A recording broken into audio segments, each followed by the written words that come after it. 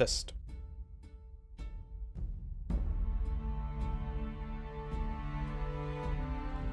Yo. What's up and welcome, everybody. We are here for Campaign 2, Session 2 of our Dungeons & Dragons campaign. So we are live. If you're just now joining, welcome everybody. We are about to get started. It is going to be a great time. I am just making sure that everything is looking good on my end, and I think it does. So I've got my sody pop, I got my water, and I think we're about ready to run it. Whether you're watching here on Twitch or here on YouTube, I want to say thank you so much. Friendly mom friend with the hydrate. Don't even worry, I got you covered. Let's hope that all of the camera feeds and Discord will work and not be completely jacked up. Let's go ahead and jump into our Discord. Let's move OBS. It's been a couple months, so stuff could be a little jacked up, but we're gonna jump in here. I'm gonna disable my camera here on Twitch, so that way it works in Discord. All right, let's jump in. Should be here.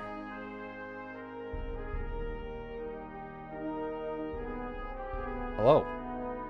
Hello. I made it.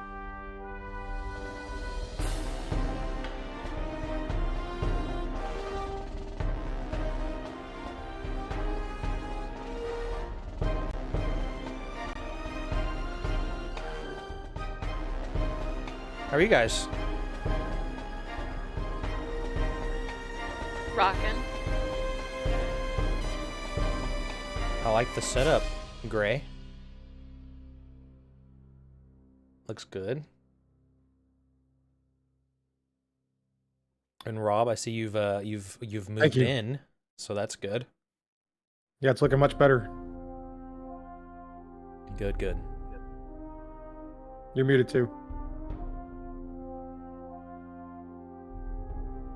Yep, moved in and got some stuff unpacked. That's always good.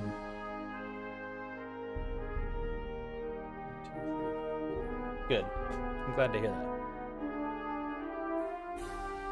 Alright, let's see. Cameras are a little jacked up right now. I think they'll get fixed in a second. They do always do that when somebody has their camera turned off. Yeah. Oh boy. I'm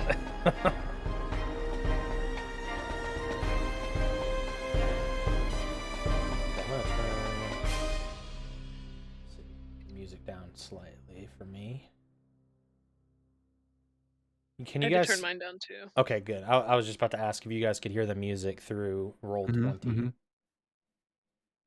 So I brought back some of the is it even? Yeah, okay, it's switching. I brought back some of the ones that we used in the first one, and there's also a couple new ones in there.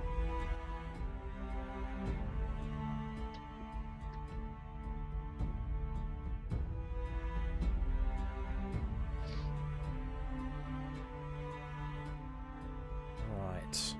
How's everybody been lately? Just Good. busy. Just trying to get to May. Yeah, I've seen you guys been streaming a little bit more. I've been trying. Hi. Affiliate. Rachel got her stuff Nice. locked in. Yeah, she Congrats. did. Congrats. go. Good job. I'm so That's good to excited. hear. Hey, Like that's- genuinely so excited. I literally the only reason I wanted it was for channel points and emotes. Hey. I don't care about the money. I just want the fun stuff. Yeah. It's kind of crazy that they lock that behind being affiliate. Yeah.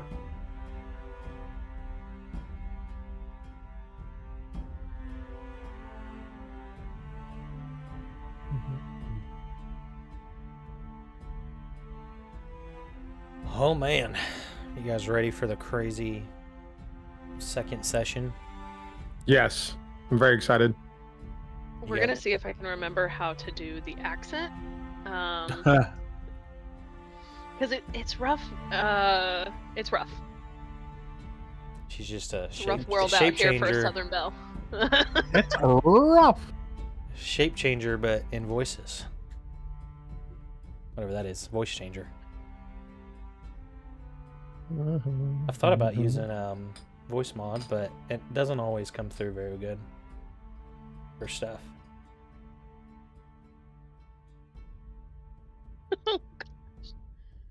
I can do my accent from last night. No, never again. We're ready. No. If it's not Don't. Grammy Bash, then I don't want. Oh man, I don't even remember. Oh man, I can't. I don't know if I remember how to do Graham Bash. Hey, thank you for following, Ossuary Hexhound. Welcome, welcome. We are going to get I almost started had to as take soon as those Talkboy in gets pen. here, everybody. I couldn't find my Okay. pencil. What's up, everybody? What's up? What's up? Welcome. He was on a call, by the way, Sorry. so that's why he wasn't. Yeah. Hey, you guys in My chat. brother-in-law called me. and You guys in that's chat, why. please let me know if everybody sounds Might be. okay. That's No, you're always good. it's always one of the hardest parts is getting Hello? everybody on a Hi, normal Clark. level. There- yeah. So Now y'all can see Clark much better now. Clark. Clark. Of course, he's been chill this whole time until right when we start. Did you say course? Like courser? Of Like, course. Yeah, Corsair. Yeah. Well, David told me that in Nat, I'm in his chat too, that my Corin's name was still there. So I was like, wait a minute, is that a Yeah. spoiler? Nope, nope, nope, nope. Corin's coming in. No, I clicked on the old layout, and it's like, oh, we don't use that one. That's actually for 5 players, and that's why Yeah. I haven't updated that because there's just 4 of us. Right. So let's. Well, there's 5 of us, but 4 players. Yes. Yes. Something like that. Yeah, you're right. I just now thought of it. Just took me a second. I'm a little slow. All right, let's see. Let's just adjust a tiny bit. Cool. All right, guys. I think it's time we lock in and we get started. Who's with me? Let's go. Let's do it. I don't remember anything. Perfect. Great He time couldn't even for a remember how many recap. sessions we had. I swear we're on the 3rd one. We're on the 2nd. Hey, it's okay. Session 2. Well, I'm using the same name and the same basically paladin, so I can get practice as a paladin, in 2 campaigns. So, You're so I think I right. just got confused. That's all right. the other campaign's your backstory. Yeah, I mean that other campaign's Curse of Strahd. So, Hey, Talkboy knows a little bit about Curse of Strahd. yeah, me and Rob are in that one together. All right, guys. Let's go ahead and get started. I'll do a little recap. So, last time was session 1. It was our first session in our 2nd campaign. But before we actually started session 1, each of you had your own personal story that took place before the setup of session, or as the setup to session 1. Each of you were captured in some way, whether you were, well, most of you ended up seeing some sort of vision, and in doing so, were kind of lured or baited into a place that then became unrecognizable and unfortunately fell unconscious, to where you found yourselves all waking up inside of a stone cell somewhere you've never been before.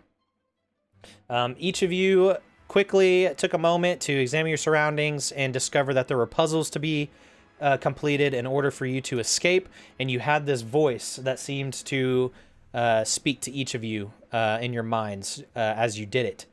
As you all got acquainted, you were able to solve the puzzle in the room where all your cells were, and you made your way into a large chamber where a large spectrally chained beholder just floated above all of you, or rather in front and kind of up above you guys. This being a sight to see, as each of you probably have never seen a beholder in person before, but maybe a couple of you had heard of them in stories or things like that. You had a moment to where some of you had to decide, how do you proceed, as each of you contemplated working with the beholder or turning against the beholder. After some debate, each of you all agreed to free this beholder. This beholder's name was Zaldrath. He told you about something. He told you a lot about just some events and where he's come from, some things that he's seen, some things that he's witnessed, and while giving you a ton of different knowledge, he instructs you to take this crystal-like purplish shard that he brings to you and tells each of you that you need to hold on to this. That you've been chosen long before this moment has come. While confused and probably filled with many questions, Zaldrath gives you this shard, and you all take it, and he teleports away in a very tornadic fashion. And after doing so, the entire complex begins to rumble and shake, and you start to hear what sounds like stone breaking apart and rupturing to the point that it sounds dangerous, and it's time to escape this long, ancient, and possibly forgotten facility. So, you guys are back in this chamber as we get back in and we start. You guys are in this chamber now, all together. You hear what every now and then sounds like the shifting of stonework beyond the walls, and there is a single door you've not been through yet on the east side of this room. It's the one where Corsair was originally trying to go through, but it seemed to have been arcane locked before. However, the Beholder actually opened it and gave Corsair the option to leave. Choosing not to, he came back and helped everybody else.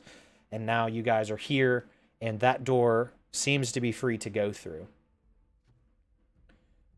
Now that we're here, what would you guys like to do? You have a moment to speak to each other. You have a moment to catch your breath, maybe. But with the way the stonework sounds and the way that the building is shaking and rumbling, you really don't have a whole lot of time. At least it feels that way. Didn't also one of us touch the shard and get a vision, and then the rest of us try to touch it and nothing happened? Or was that, am I thinking something different? No, you're correct. I think it was Cardin that walked over and took the shard, and each of you did receive kind of a vision of various things that you weren't exactly, it wasn't super clear on what was happening. You saw what seems like all of you together. You saw different visions of what could have been the future or the past, or maybe not either of those things. Unable to exactly, or unable to really tell what that was. You guys decided to hold on to this shard for now. I'll be calling it the memory shard for you guys, as Zaldrath kind of made it known that this is a part of what keeps knowledge of the present and the future and the past.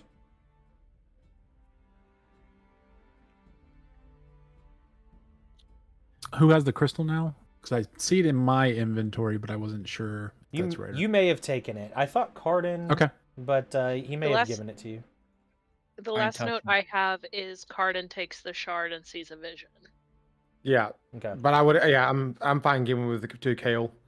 no, it's fine. I just saw it was. Oh no, I don't hold it. I don't. Yeah, that's saying I would not hold it. Like I said, I had the vision, and what I thought was, I had the vision, and then I passed it around trying to see if anybody else had it. If anybody else could do it. Yeah. Yes, and so however, we can just say whoever touched it last has it.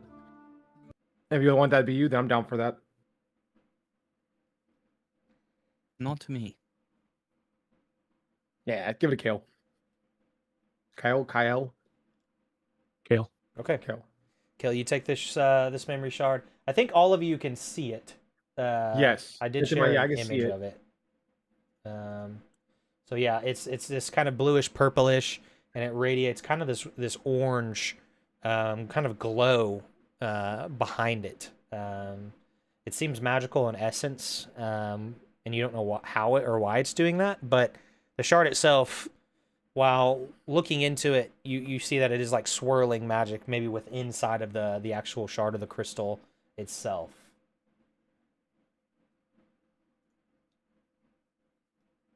I will cautiously put it in my pack. Do we have a map for where we're at right now? Or we're still in the one room where we unlocked the beholder Zoldrath? Yep. You're still in that room, so I can. I'll bring it back up for you guys. You actually would Thank you. not see Zoldrath in the room anymore. So I will make him go bye. Make him go away. And here on the east side of that, I'm pinging is the doorway that leads into the only area you haven't been yet. The south room is where Corsair went in originally, and he actually found some what looks like not necessarily undead, but almost like thralls, if you will, that were ghostly in figure and nature, and seemed to pay him no mind when they noticed his entrance. Did you guys notice the thrall in there? No, you went in there by yourself. We could maybe expect some more undead threats ahead. I don't know. Well, no matter what, we need to leave. This place looks like it's about to fall apart. After Makes you. sense that they don't keep it up. All right, go through the door. I'll lead. Sword out and ready. Follow out the door. Yeah. I imagine I have a sword. Yes. Okay. Who's leading and who's opening the door? I'll go ahead and I'll look back, and I guess I'll look back at Corsair. I'm like, it's not gonna do anything funky if I touch this door, correct? I don't think it did it to me. All right, I'll go ahead and open the door and open it, push through, and take a step into it. Okay. And here's my second character. Do it. And here's your second And character. here's my second character. All right. You begin to go through, and as you do, you hear what sounds like the ceiling above you start to crack as dust and rubble and rock kind of begin to fall from the ceiling above you. The room shakes heavily once more. You feel as if you're going to need to start moving a bit quicker as the building itself or the facility is something is going on. Something has changed since Zoldrath has left. As you guys enter into this next room, you see it is actually a longer hallway, and at the end of the hallway there is a single door. But as you're looking at that, you might begin to be walking down this hallway before more rubble and the actual stonework almost caves in against that door. You do see that along this hallway, on the side of the stonework, there is another door. One of your only ways out of this room. Would you like to continue through that door? Yep. I mean, I'm That's our only imagine. option, right? There is no option other than Yeah. that. Just okay. Yeah, imagine. we- Yeah, just look around, not see anything, just keep going. I'm down to follow, but as we do pass through this corridor, I just want to examine the walls to see if I could discern more about this place that we're in. Sure. You could try to make a like an investigation check and see what happens with that.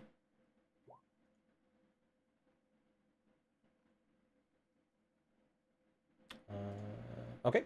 Yeah, you're discerning this is definitely like much older stonework. This isn't anything that you're able to really tell that is as fresh as new. In fact, rubbing your fingers across the walls, like dust kind of comes off. There is kind of this ancient just feel to this place. The smell is old, dusty. It's other than that, you really don't know where you're at.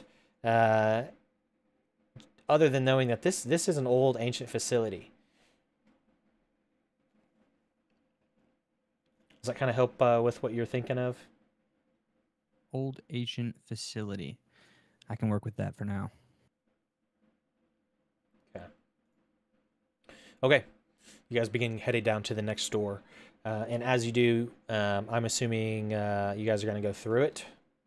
Yes. Doing so, you find yourself into another series of hallways, and this kind of continues as you find yourself in another hallway that leads into another smaller chamber. And it seems like this specific smaller chamber, you begin to start seeing more like furniture and things. You start to find some stone tables that the tables seem kind of broke or aged. You see a lot of what look like really old notebooks and things, but and maybe it's like old glass bottles and things, and some that maybe have fallen off the table and have shattered on the floor. It's while in this chamber that the shaking feels almost like a pretty decent earthquake. You're actually trying to hold yourself steady for a moment as you start to hear more of this stonework cracking and shifting in the walls. You continue through. I'm assuming, and stop me if you do want to stop for a moment. But you'll continue through another what seems like one door that leads into another long hallway that begins to kind of wrap around. Whatever this facility was before, it's very unique in its design. That it's not like a hallway that leads into several other potential rooms. It's always one hallway, one room, and that kind of seems to repeat itself. However, the chambers, every time you enter a chamber, the chambers are a little different each time. You know, there's different tables and bookcases and what looks like maybe little workshops and things like that, as if this place has been lived in the past, but has since long been abandoned. There's a point that you do enter a long hallway, and the cracking of the walls themselves begin to get pretty vigorous and violent. More stonework seems to kind of cave in to where you almost all kind of brace yourselves in case something happens to you, several times blocking doorways and going through the only possible door left. There's a moment in this hallway that you feel like there's something with you in the back of your mind. It's a familiar presence, one that maybe if you thought long enough, you would feel almost that same presence of that being, that voice that was in your heads long before all of this kind of started, before you were all, or rather at the time of really being, you could say, kidnapped or captured. It's there. You can almost all feel it, yet there's no direction. There's no guidance. This all kind of comes at the same time to you, this moment of feeling that this being is there in the back of your mind as you're continuing to travel. And we don't Oh yeah. attribute that to that being Zoldrath. You think No. maybe you could think that it maybe is. It is that very familiar feeling of him before, that was in your mind. It just seems like it's sitting there though. It's not saying anything. You might even feel like you're being watched as you're continuing to make your way through. Will this unholy being not leave us alone? You feel that too? Yes. Zoldrath, why do you watch us? You ask your question and it just echoes into the stone halls. There is no response. Great. Well, I'm unnerved.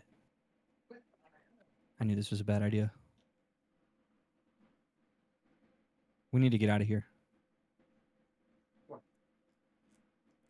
As you continue into the next doorway, you do find yourself into a room that seems like some of the stonework and stuff has fallen from the ceiling above. As you look, there's a large fill of, or rather a large hole in the ceiling, and then rubble on one side of the room. This room is the most probably different that you've seen so far. While it does contain tables and some stonework chairs, some of the rubble from above and even the ground has kind of split some of these tables and broke a lot of the furniture that's in this room.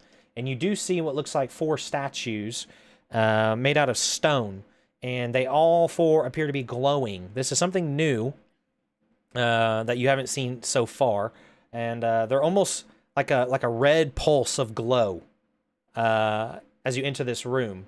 There is one door to your north, and but aside from that, this room does seem to contain a lot more stuff, you could say. There are more bookshelves, there's a workshop, and a lot of tools that seem to have fallen off its tool rack and have landed onto the ground. Some old, what looks like shields and things like that, that some appear to be broken and well used. You're free to check this room out, or you can just kind of keep moving through as you've done with the others so far. Aside from the statues, at first glance, it doesn't appear that there's anything else in this room that catches your attention, I should say. Does it feel like sorry if you said this, does it feel like the ground shaking less here, or is it still just as severe trying to hold on? Yeah, it's still, it kind of comes and goes, but it's kind of been doing that as you traveled anyway. You could still hear like what sounds like kind of off in the distance, this rubble or this shifting of stone, and then sometimes it stops, but then the whole facility starts to shake again. Okay. Do we think it's important to stop and look at these, or are we just trying to leave? So it's how many glowing statues? You see 4. 4. Yeah. And a bunch of just like other miscellaneous items. Do any of them look like they are they well made?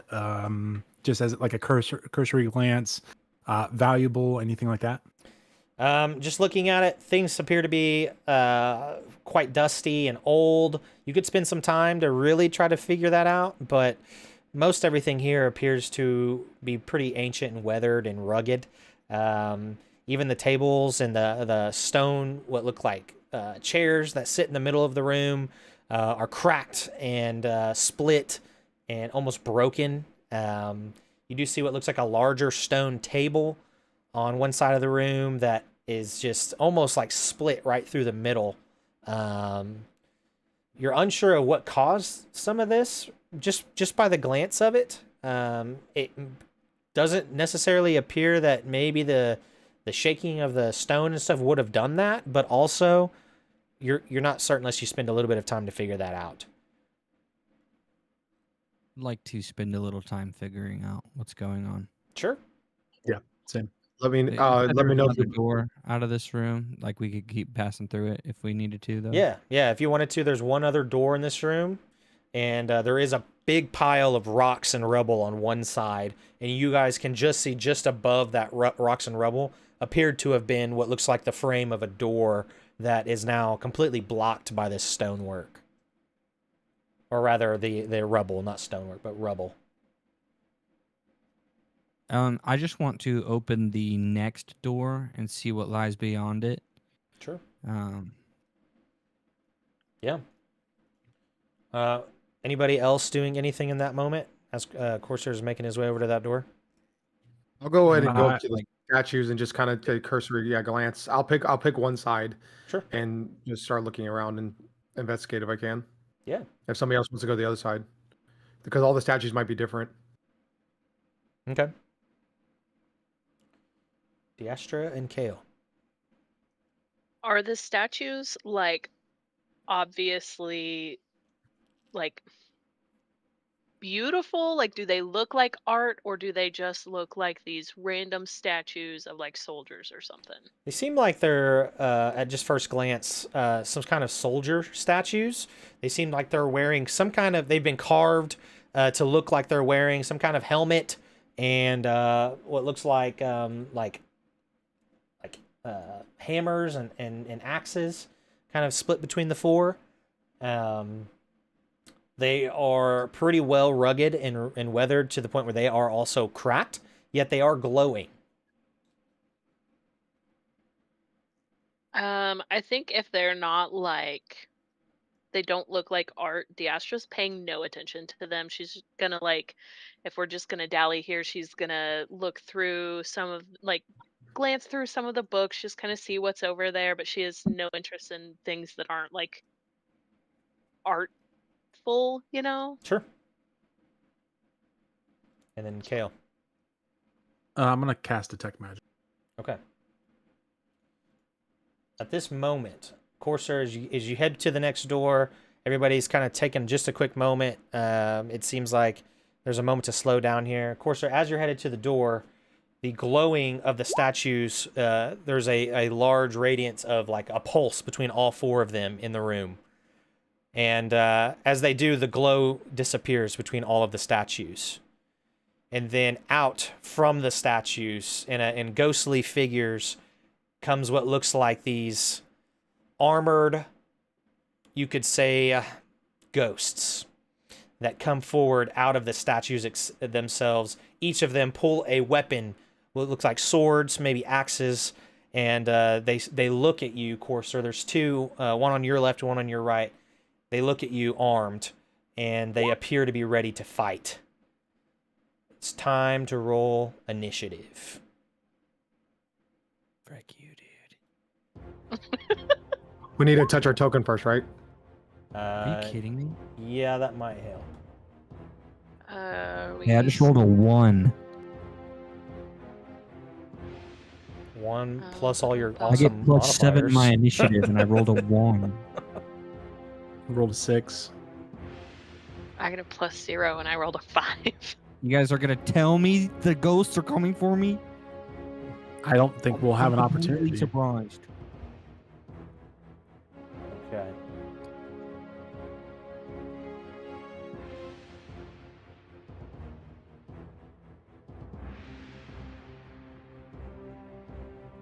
My team's good.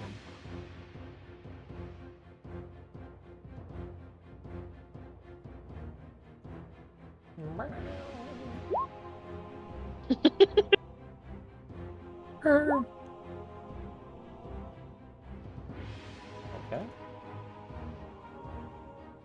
Let me just go ahead and put these guys in, and then I'll have a map for you guys to look at. Sick.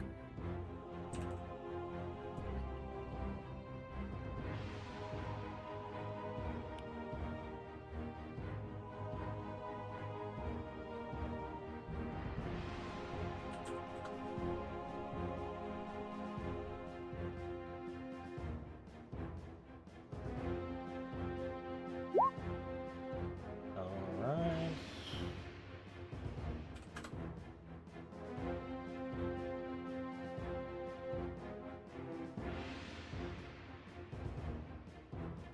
I'm missing one. Oh, cool. It actually did it for me. Okay. You should be able to see the initiative order.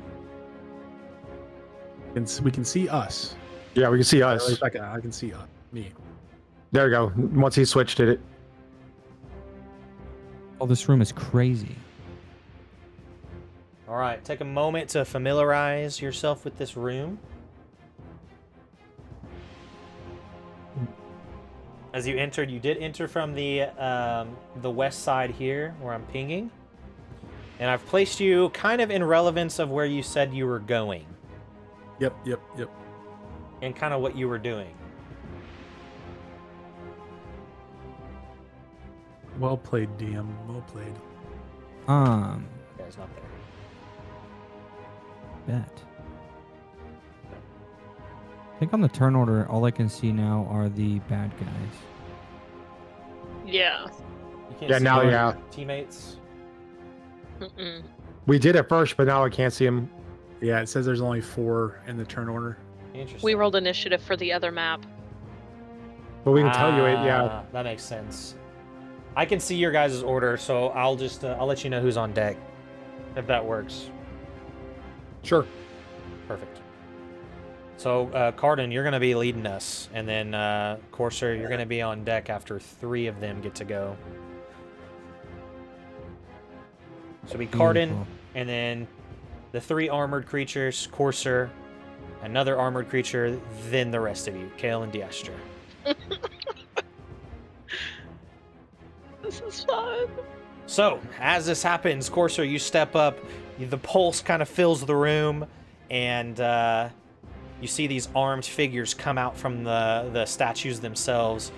As they do, they pull their weapons out. They kind of focus their intention on you, and you immediately can feel that these are not here to make peace. They're here to maybe defend the facility, maybe to stop you, but you feel its threatening pace as it's making its way towards you. The rest of you also see Cardin in front of you. You see one of them come out as well with this just large sword that begins to focus his eyes on you and begins making his way towards you. And then Diastros, you're taking a look at the books. Out of the corner of your eye, you do see one of the figures come out from the statue next to you and lasers its focus against you. Kale, you're the only one that doesn't seem to have something focused on you at this moment, yet you see all 4 of the figures in the room who have emerged from the statues.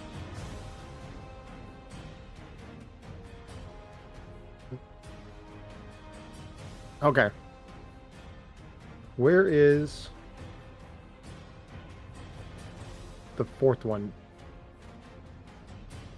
Is that a person? Is that a statue right there? No, that is like some rotten food. Okay, so okay, it should be. I see it now. Okay, sorry. Yep. No, you're good. Too far. Is there? Hold on. It's huge. If I go from here. Nope. Perfect. We love it. I had an idea, but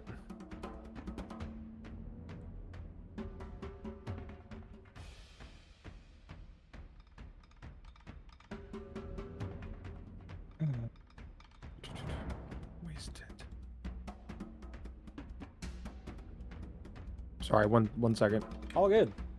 It's our first combat in campaign 2.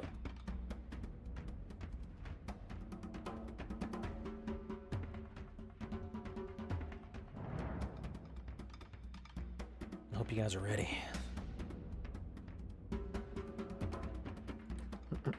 All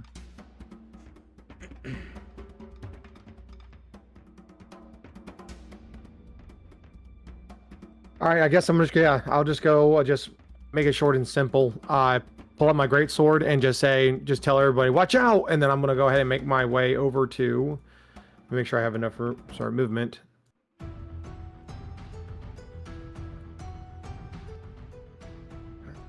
This thing doesn't want to say click. Yeah, I guess I'll use my movement and go there. Sure.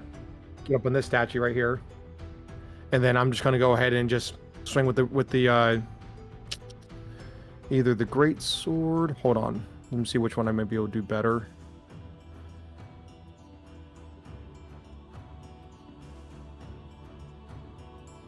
Actually, you know what? I'm going to use a cantrip.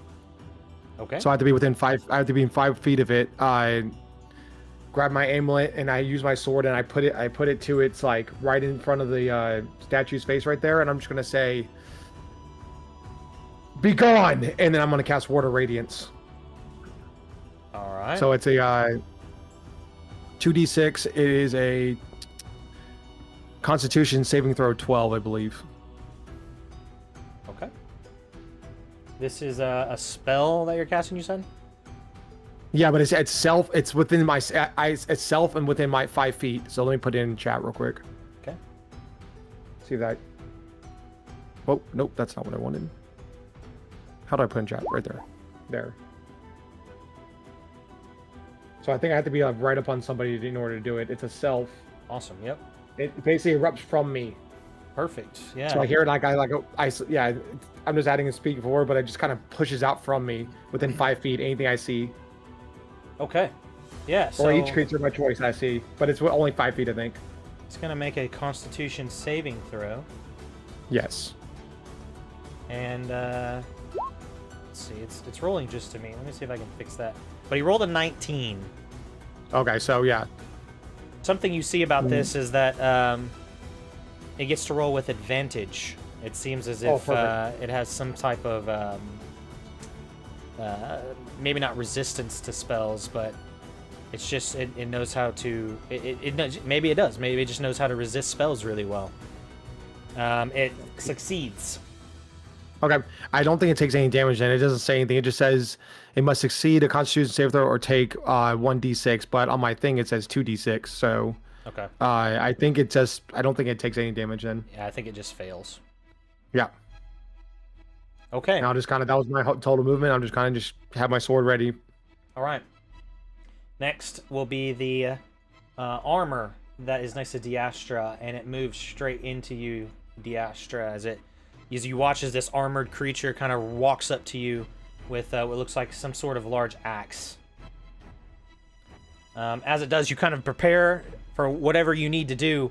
You watch as it attempts to make an attack roll against you. Let's see. Okay, I'm gonna have to figure out how to send this to you.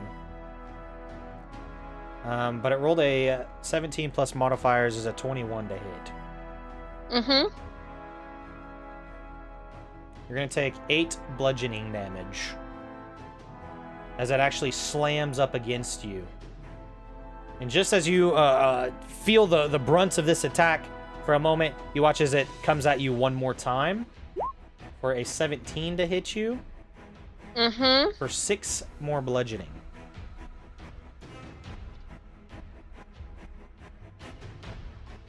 As it does, it just then stares at you menacingly after that. Okay, we'll go to the next one, Courser. While it's on your turn, I'll try to figure out the chat thing. But this one begins to move to your side, Courser. You watch as it comes to you, as well as the other one. They almost try to flank on both of your sides, charging you threateningly. The one on the right is going to attempt to strike at you first. You watch as it pulls this long, what looks like glowing red sword, and it swipes it at you.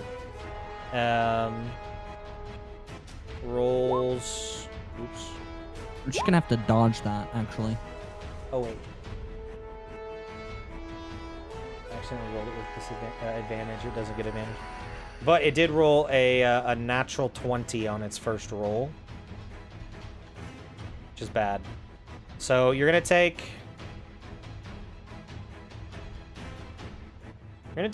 16 damage, 11 slashing, and 5 force damage. As this thing cuts through you, and you feel almost like an arcane energy that comes with the slash. You watch as it kind of stares at you. It doesn't show any sort of really emotional reaction at all as it slices through you. The next one looks at you as well, and you feel it coming at you. With a 19 to hit. And 5 bludgeoning. It's what? 5 bludgeoning. And it does come after you one more time. With a 15 to hit this time. No. Alright, it fails that time. Courser, it is now your turn. As these things both start to wail against you. Alright, tell me 2 things. 1, how tall is the ceiling in this room? Take a moment to look up and gauge. Probably 15 feet. 15 feet. Not Do terrible. these things look like they're floating? They seem to be slightly floating, but they do appear to walk like normal humans. However, they're almost slightly see-through. They're not actually floating at this moment. They're just more spectral. I wonder if an arrow will go through one of them. Okay, here we go. I'll go to the guy on my, this one. The dark-looking one. Yeah. Who did a lot of damage to me. Okay. I'm gonna shoot it. You ready for this? I think you get disadvantage for being so close to him. I have the feat crossbow expert. I should not Oh, be okay. taking any sort of disadvantage. Well, alrighty then. Here we go. Skadoosh. Does this work? Yes. I don't. Yes. Okay. So you rolled a 10. Jeez, that sucks. which does not hit him. No worries. Here we go. Second attack. Roll a 13, which also misses. What the heck, bro? No, this is fine, because I actually have a bonus action attack. A natural 20, which definitely hits him. Okay. All right, so I think the you just... effects of my armor in play here. Okay, yes. I think you can, so you can click on that crit damage, I believe, and I think it will show the critical damage of your attack. 27. That was your hit roll. Oh, that's attack breakdown. What is... Can you click on crit damage? I see. I see. 18 Oh, this is like a new points. system. 18. All right. Yeah, you shoot an arrow. You shoot actually 2 arrows, frustrated as it seems to actually be going through him, and he's kind of somewhat dodging these arrows, but you load one more, and you take a moment and fire it at him with your crossbow as it's attempting to strike at you. And you deal...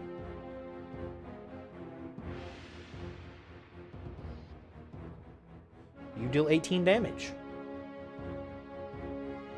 Just making sure there wasn't anything suspicious about that. Okay. Anything on my armor going on? Let's see. Let's take a quick look-see.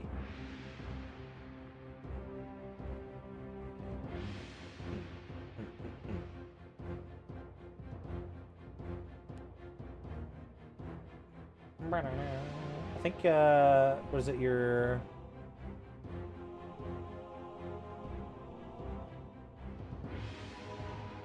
Is it your Boots of the Manticore, I think, maybe? It'd be my aura. Oh, your, yes.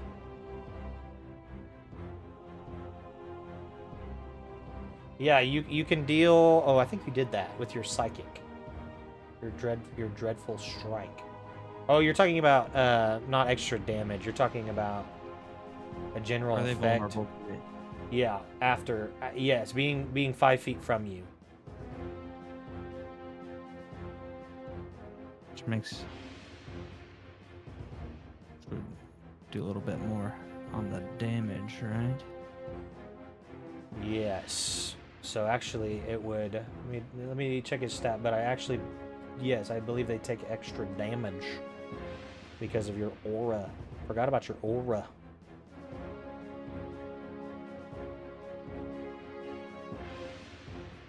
Cool. Okay. Yes. So because of course there's aura, you're actually dealing double. Love that.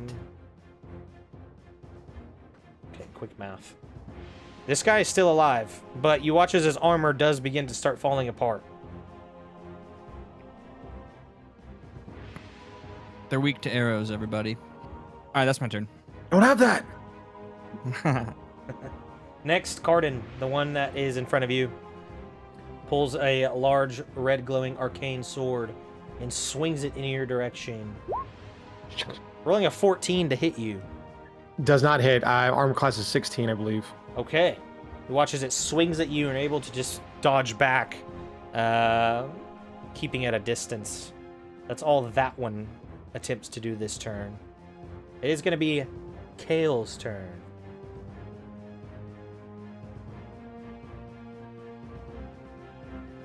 Do it. Do it. So before combat initiated, I had cast Detect Magic. Was there anything that my Detect Magic pinged about these or anything in the room that I was able to observe as all of this was going on? Yeah, you detect. So you're definitely getting like auras off of each of these creatures, you could call them, in this room. Okay.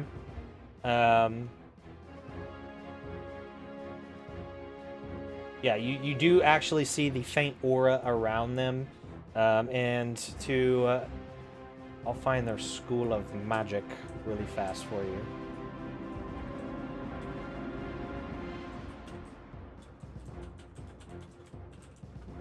Yeah, these you would detect right away, knowing that that something casted something on these specifically. For their use, you can't exactly determine. Okay. But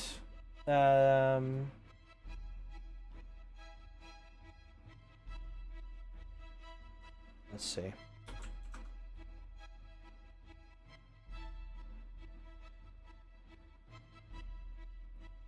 Actually, you would determine that it's not to a specific school of magic here. Okay. All right.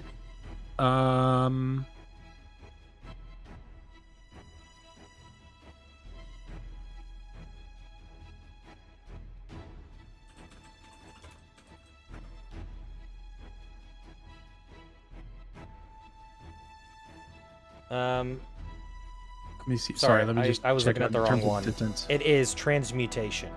Sorry, I was looking at the wrong thing. It's transmutation. Okay. Transmutation is the school that you pick up.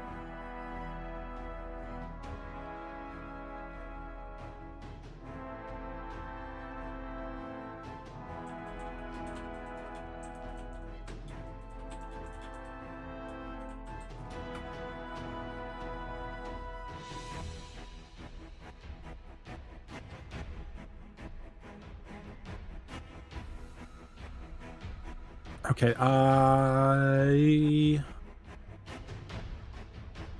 much movement do I have? I think it's 30 feet. I think. I think I got 30 feet. Okay.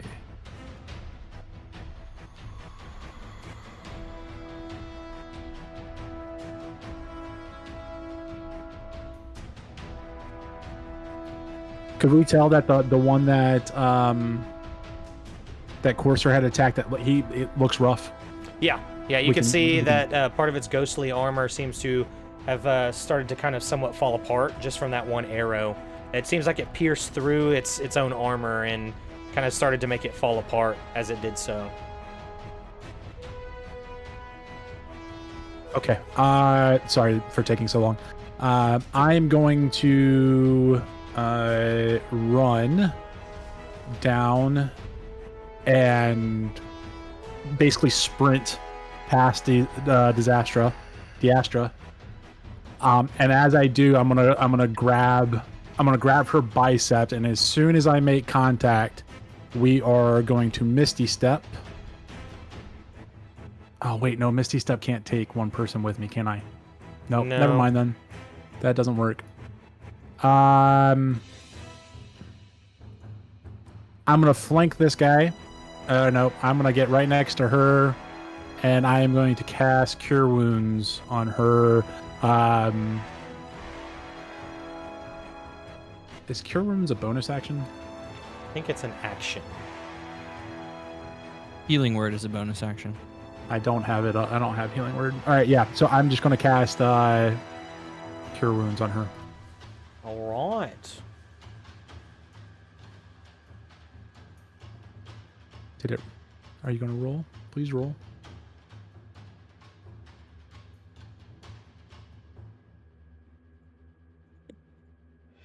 There we go. Perfect. 12 points of healing. Heck yeah. Forget I said anything about Misty Step. Okay, hold on. I gotta reload my thing. And as I end up right next to her, get out of here. If I had to push, I'd push her, but can't. That's my turn. Okay. I believe next would be Diastra, right? I have to Yes. reload back into the game. I think. Yes. Perfect. What you doing? Oh.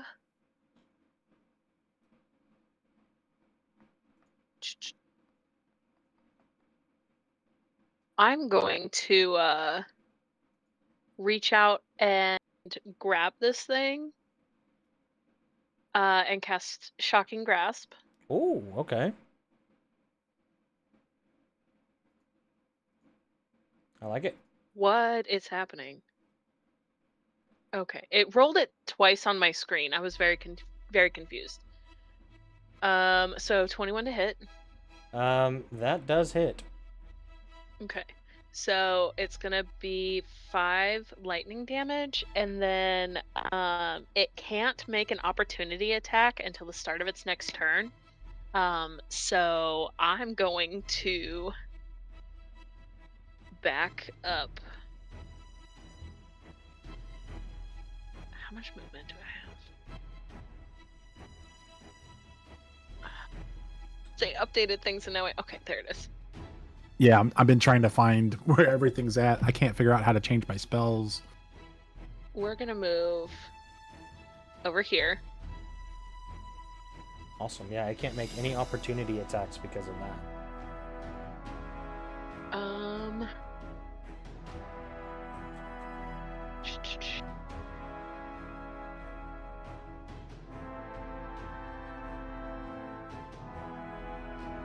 And I believe that is my turn. I don't Back have any bonus actions. and starting round 2, it's Cardin. Okay, I'm just gonna make it short and simple again. I'm just gonna look at again. I look at the statue, not casting magic time because it seemed like it didn't work. I'm just gonna go my turn again, and I'm gonna just pull the great sword. I'm just gonna just slice it right through the side. Okay. Where is my great sword? All right, believe I just hit the +5, right? That's actually gonna roll it. Yes. So it's 22 to hit. Oh, yes, that hits. Perfect, and then should be 9 damage. All right. You come in with your great And- sword slashing. Go ahead. No, you're good. Yeah, you did not miss, so that's helpful. Yes.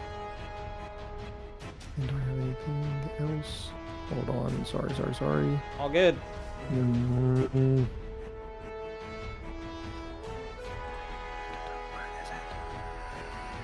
You hear the metal on metal, spectral metal.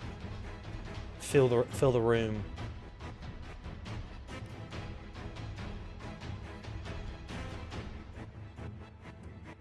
And blood. I was trying to see.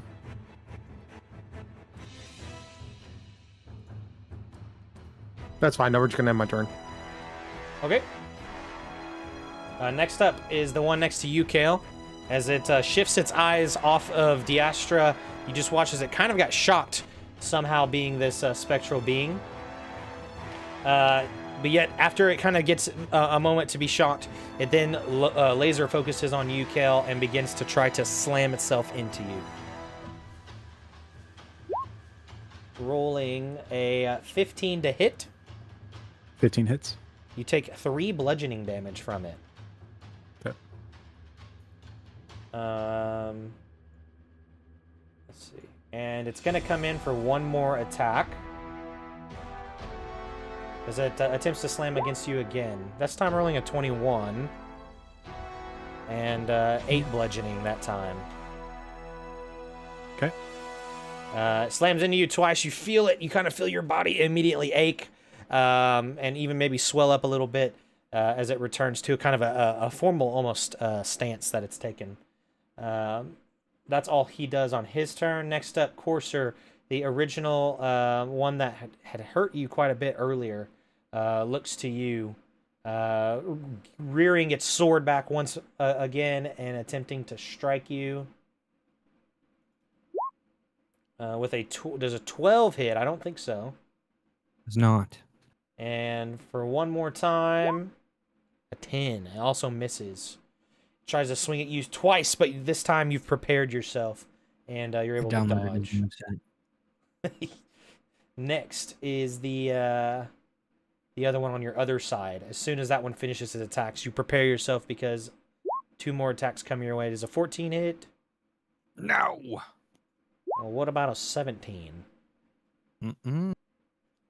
Wowzers. I'm Almost. tough. Yeah. You're able to, now that you've seen your enemy strike you, you're able to now be dodging out of the way, keeping yourself from getting hit. It is now your turn, Courser. Okay. I clutch my original wound, and as I feel the pain surge through my body, and I raise my crossbow, and I panicked fire a volley into this thing that I've already shot at. Okay. Here we go. A 19 misses. What, dude? Oh no. Arrow flies through. I have no option but to keep firing. So here we go. Come on. A 20 hits. Okay, good. Oh my word, boys and girls. So I need to do damage now. That's right. Yes, yes. I would like to do my weapon mastery if I can. It's a new thing. I didn't know this existed until I saw Gray do it. I guess if I hit Oh, yeah. him, I have advantage. Yes, you do. So you And can yeah. actually toggle advantage at the top of your next attack, and it'll roll Great. twice. Does 18 damage doing anything? Okay, so for you, me? you take your next arrow and you fire it into this thing, and you watch as the arrow pierces through the armor, and the whole thing, the armor before you, collapses into the ground. And the figure then just seems to spectral away. Amazing. Amazing. I will use my last attack. I will simply turn and fire it into this other ghostly thing. Okay. Hey, I see. So the dreadful strike was added on that. I actually cannot do that twice. Oh, okay. I don't know how So- to toggle that off, but I guess 8 of that damage should not have gone through. Okay, that's fine. You still would have killed him. I think here on your character sheet you can actually toggle it. You'll scroll down past your weapon mastery, and you'll see effect, and you can toggle dreadful strike.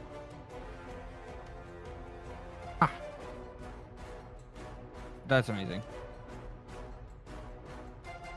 Okay, sick. Thanks. Yeah, no problem. Okay, cool.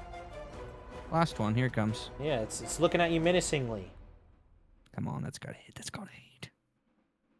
At 21 hits. Oh yes. Yeah, you fire another arrow into it, starting to dislodge its armor, almost kind of shaking its floating figure as it kind of somewhat hovers on the ground, but stays up.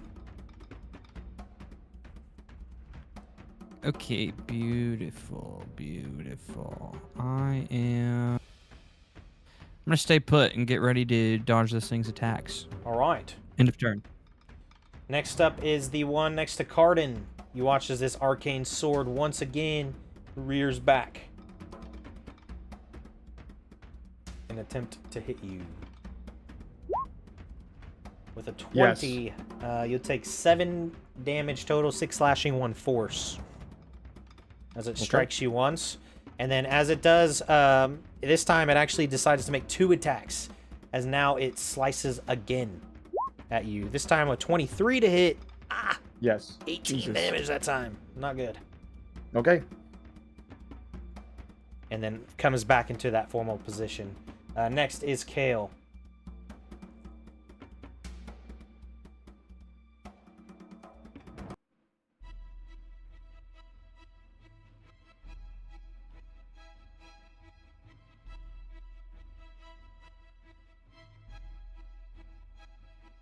You're muted. Talking to myself. Hey, I do that all the time. It's fine. In like a not a weird way, you know. Or Rachel used her channel points to, ban your voice for 7 minutes. So Only when you do terrible accents. Ooh. Ooh,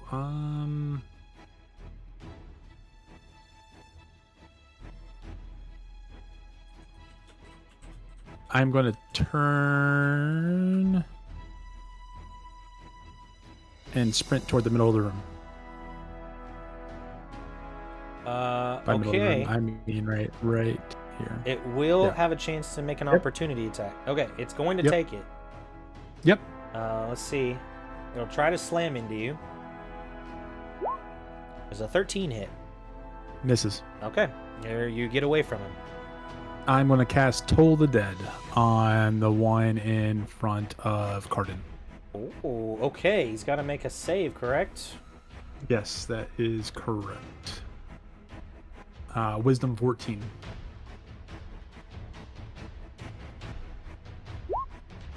Ooh, he fails. Solid. All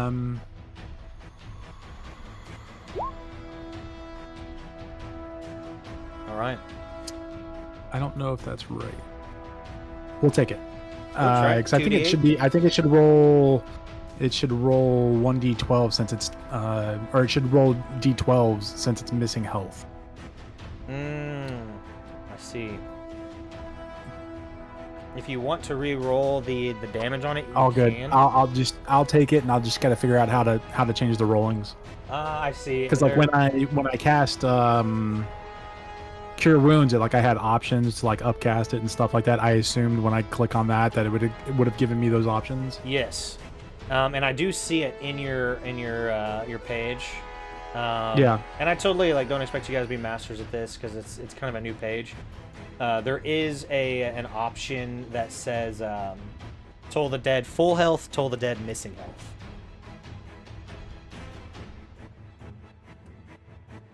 So Where do you see that? under your attacks, I see it there.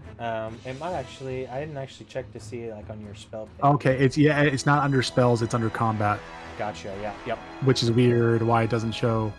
Anyway, is- okay. It is a Yeah, little weird. just something to know. Something to know. Okay. All good. As you do cast that and you toll the dead, you wait for a moment. There seems like nothing happens. It's in this moment you immediately realize it's immune to necrotic damage. Awesome. Okay. That's my turn. The Astra. I appreciate the try.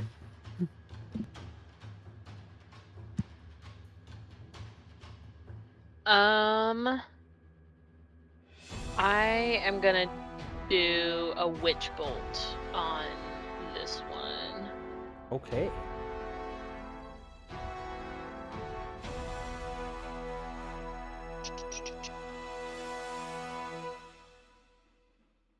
Are you kidding me?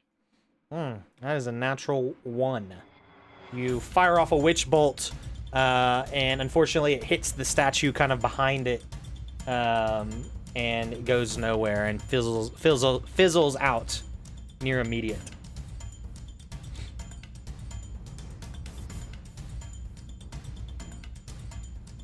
Is this the door out of here?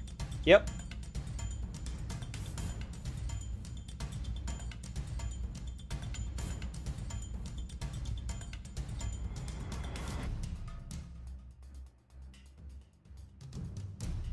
Gonna move a little further back and bum.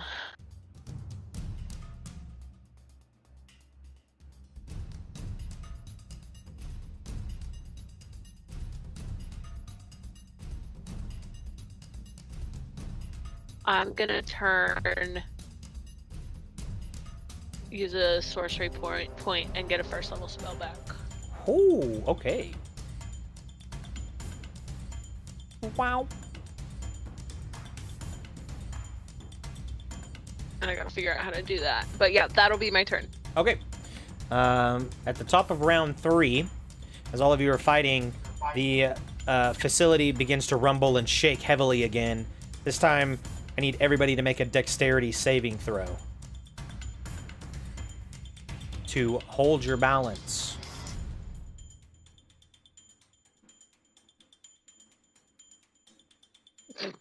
Uh-oh. Where are the saving throws again? If you you click on your into your character sheet Yes. you go to it's right kind of below your profile picture under level up. There's abilities, and then there's one that Yes. says mod, and then there's one that says save, and you can just click on Perfect. save. Thank you. Sorry for that. All good. Okay. Dexterity, you said? Yes. All right. Courser is the only one that maintains his balance and stays focused in the fight. The rest of you, however, find yourself kind of rolling, and each of you fall to the ground, considered to be prone at that moment. For this round until you decide to get up. We'll start the round now with Cardin. Cardin, you Okay. just fell down, but you can use half your movement to stand up. Yes, I will do so I don't get stabbed. Perfect. All right, I'm about to do some craziness, so just bear with me. Okay. This also, for our other campaign, Rob, this might help it. I don't know if it's the same rules, but it actually, I have the same thing, the vow. So this might actually explain it for my other character too. So I have a thing called Vow of Enmity, my Oath of Vengeance as a Paladin. It says it's a free action Okay. underneath. So that means I'm still good. I still have my action afterwards, correct? Like it says it's free. That's the way I read it. Okay, so I'm going to use one of my channel divinities for that. So I want to once I take the attack action, but I want to do so I can get advantage on the attack roll. If you need me to put it in, I can put it in the chat too. Sure. Go ahead. I'll read it. Vow of then Enmity. And then for my bonus action, I want to cast Hunter's Mark. Okay. Who are you targeting? The guy in front of me. Got it. Okay. So you're going to use your channel divinity to utter your Yes. vow. What, That should give me advantage, I believe. Yes. What do you say? I'm gonna the blood kind of like, he got me good. I'm just gonna take it and wipe the sword across my arm, and I'm just gonna lift it up to him, like holding it, and just look at him and say, "My God, Ogma has you marked," and then just like that pulse, and then the only thing I can see through my eyes, like the mark of the hunter's mark on him, and you kind of see, my a light glow kind of emits around me as I go ahead and take the attack with my greatsword. Okay. I love it. Is there a way to make it advantage? Yeah, there is a toggle at the top of your character sheet that you can click. Yes. Okay. Perfect. Natural 20. That's what I'm talking about. Then you can click on crit damage. And you'll do your critical damage to it. Where's that at? Should just be right there next to that 25. On the actual attack. And it's in the chat when it rolls. Oh, so just click 25? Click on crit. It should say crit Right damage. next to Oh, it. crit damage. Okay, sorry. You're all good. That So threw me crit off, too. damage. Ooh. So 23 plus sir. excuse me, plus with my hunter's mark, it's going to take one. I'm going to roll 1d6 force damage. Okay. And put that in chat too so everyone can see. Yeah, I do it. You might know what you're doing when you hit it with an attack. Yes. Excellent. Okay, so I need to roll a d6. That's a 4, so 27 total.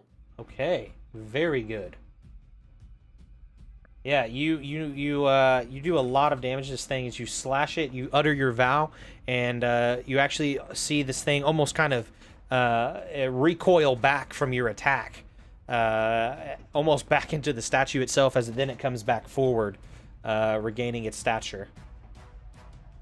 My breathing is just a little bit heavier as from that previous attack he did on me. Okay. And that is the end of my turn. Okay. Next up will be the animated horror here. Let's see. You may not actually be able to reach. They're called animated armors. not horrors, animated armors. Ooh, he cannot. It's a bit slower.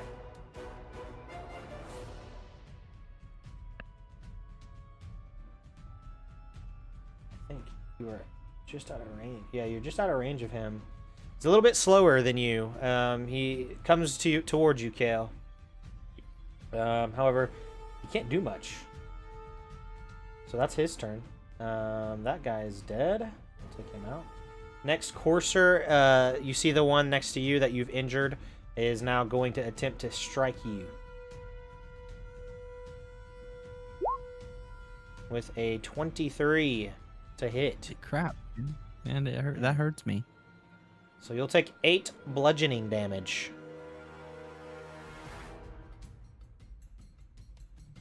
And it will try one more time.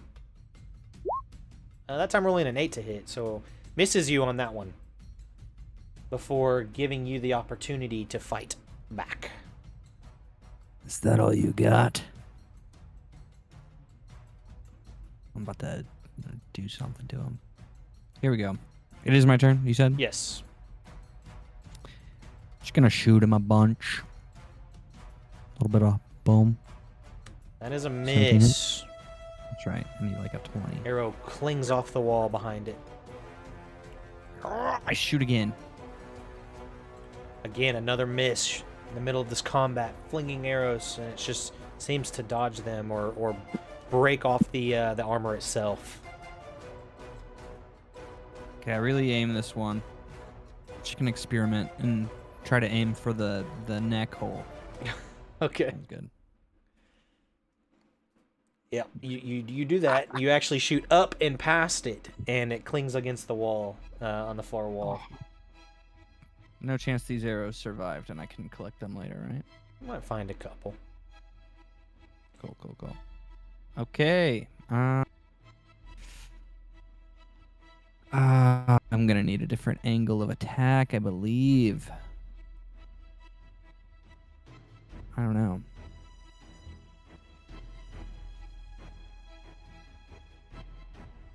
How much damage did he do against me a minute ago? He did 8. Yep, 8 bludgeoning. He rolls a d6 plus 2, and he rolled the max.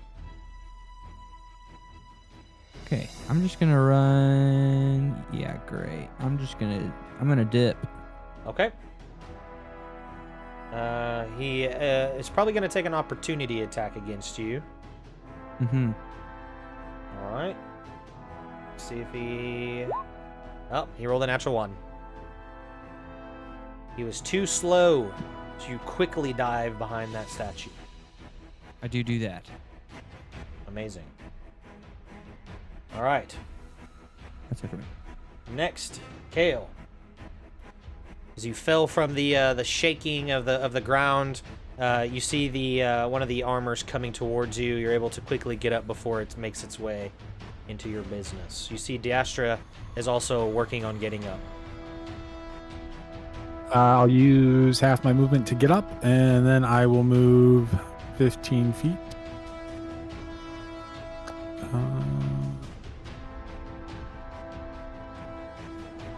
That way, and then I will...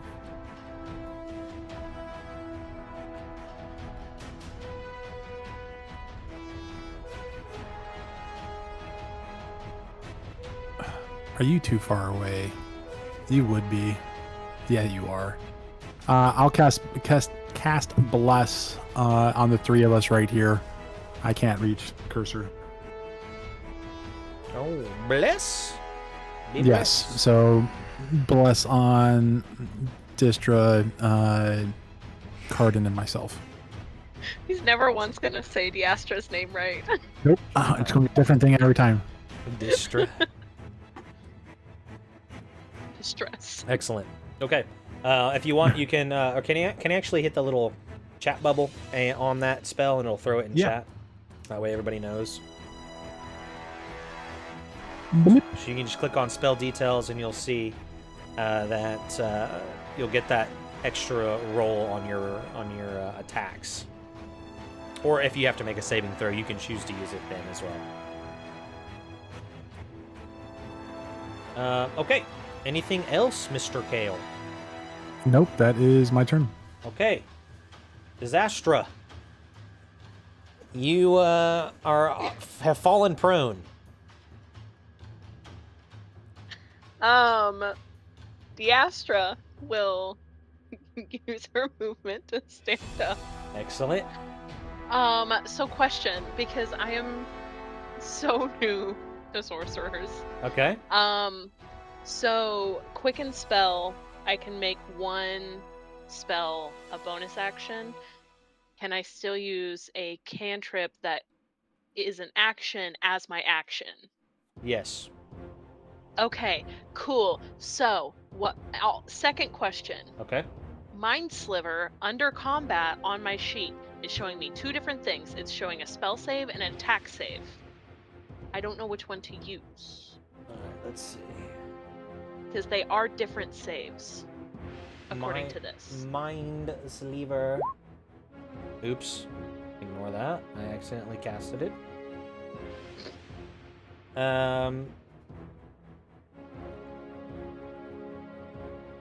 So you're saying it wants you to do two different saves? So it shows Mind Sliver spell save, which has an intelligence 14, Yeah. and then a Mind Sliver attack save, which is intelligence 11.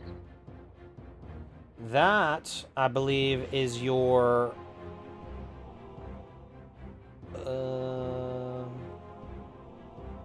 So 14, that would be like what they have to save against you.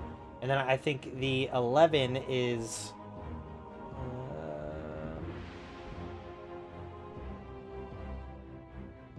let's see. I don't even see it for some reason. I see Mind Sliver, but I don't see...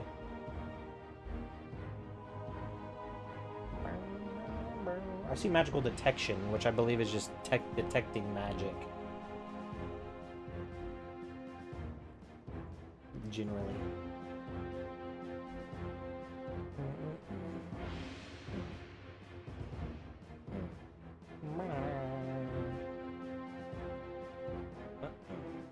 But I think they would have to save against a 14 on you, because that's your DC typically.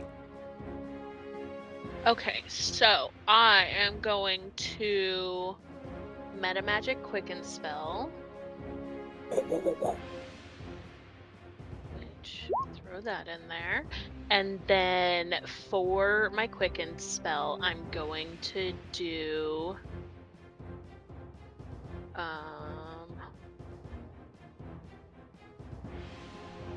where did it go?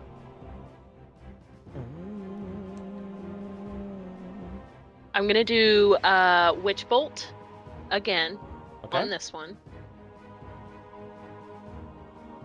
On which one? Oh, this one that was after you? The one that's, yeah. Okay. So that's an 18 to hit for the Witch Bolt. An 18 just hits it. Okay, This cool. one seems to be slightly weaker armor. And then my action is going to be a Mind Sliver on it, so I need an intelligence saving throw. Okay. Let's see what happens.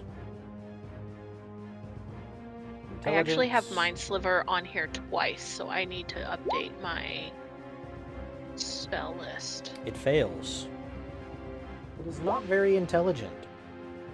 So it's gonna get 3 psychic damage.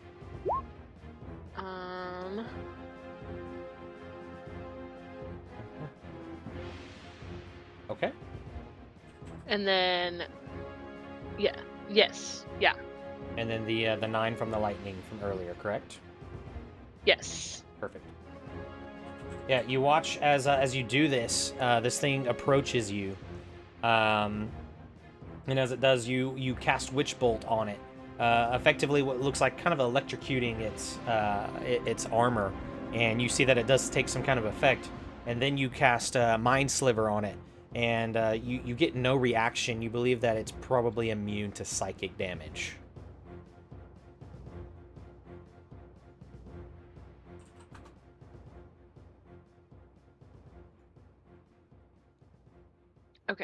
That will be my turn.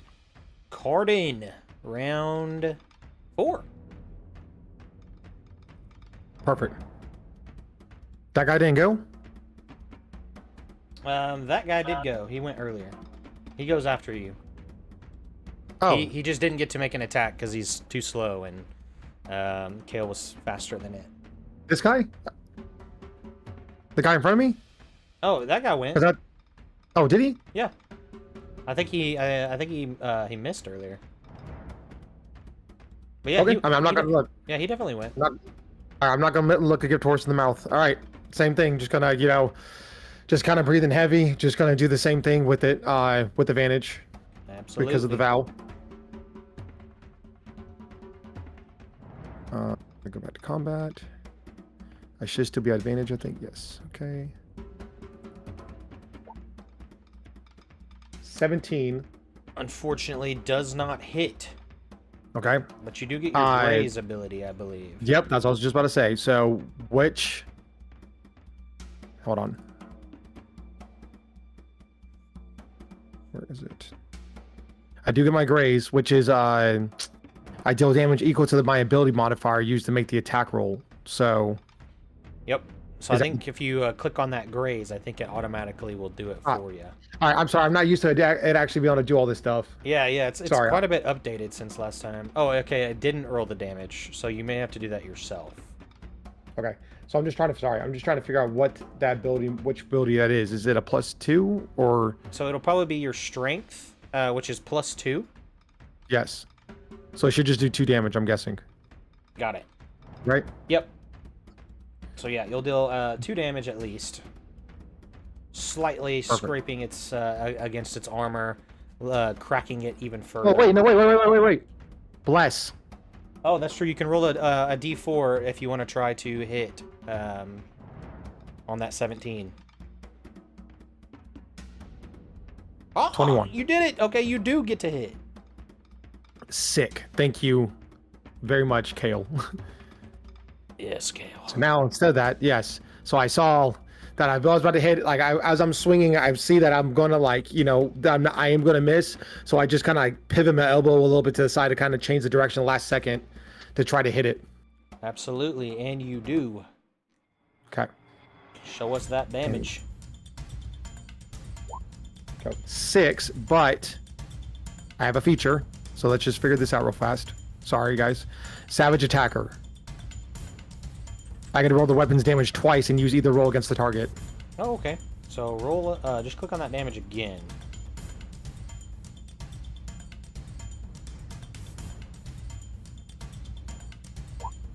So 8. I'll take the 8.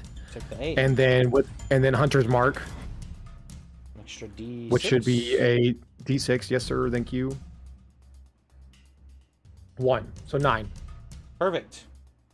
And you slash against it, shaking it, but it still stands. Okay. And then I didn't use a bonus action, correct? No, you have not this All turn. right.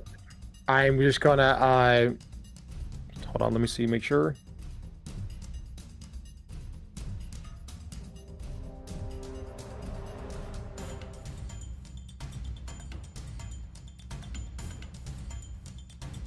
Is Lay on Hands a bonus action?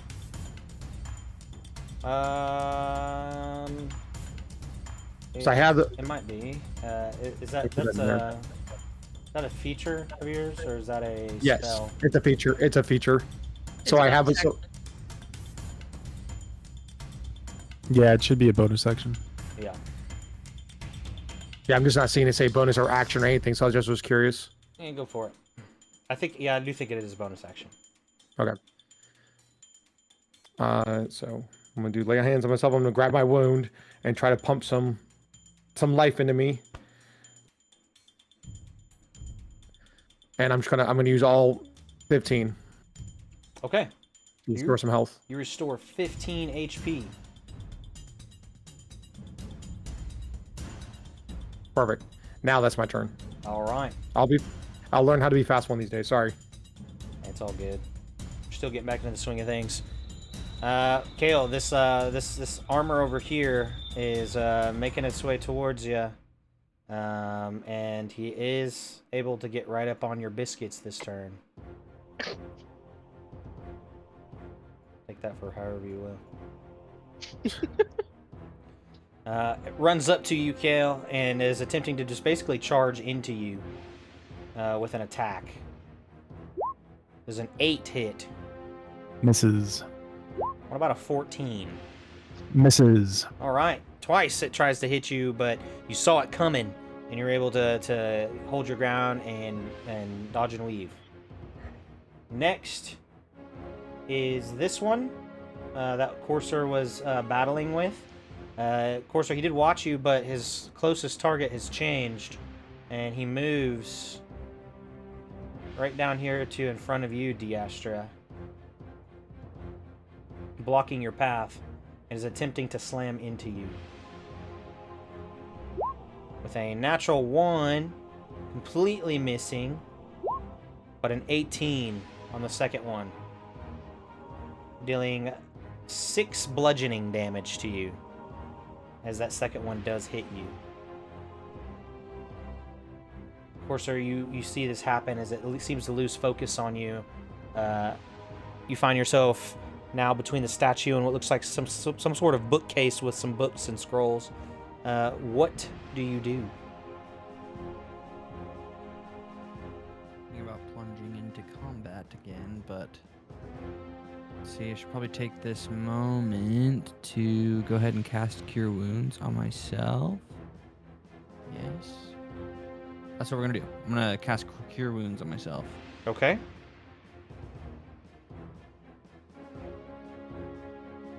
And that's it?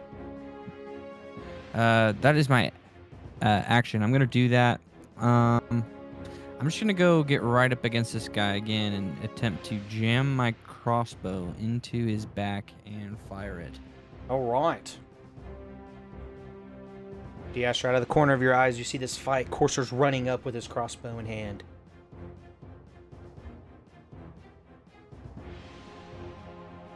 Watch as you attempt to do that, but unfortunately miss. Darn it. Okay, that's my turn. Next up, Cardin. This ongoing battle between you and this armored figure continues as he swings his sword at you. With a 10 to hit, which misses. Misses. That would have sucked to hit. And, Misses. And 8. Again, missing twice now. It seems like his movements have slowed. Unfortunately for him, unable to strike you. Kale, you're now in direct combat with this one that is caught up to you.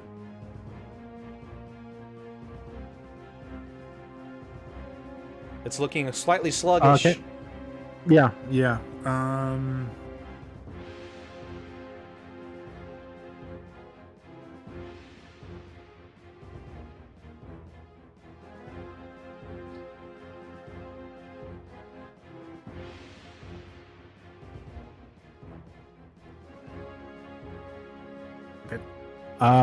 I'm gonna cast Moonbeam. Moonbeam. Give him the beam of the moon.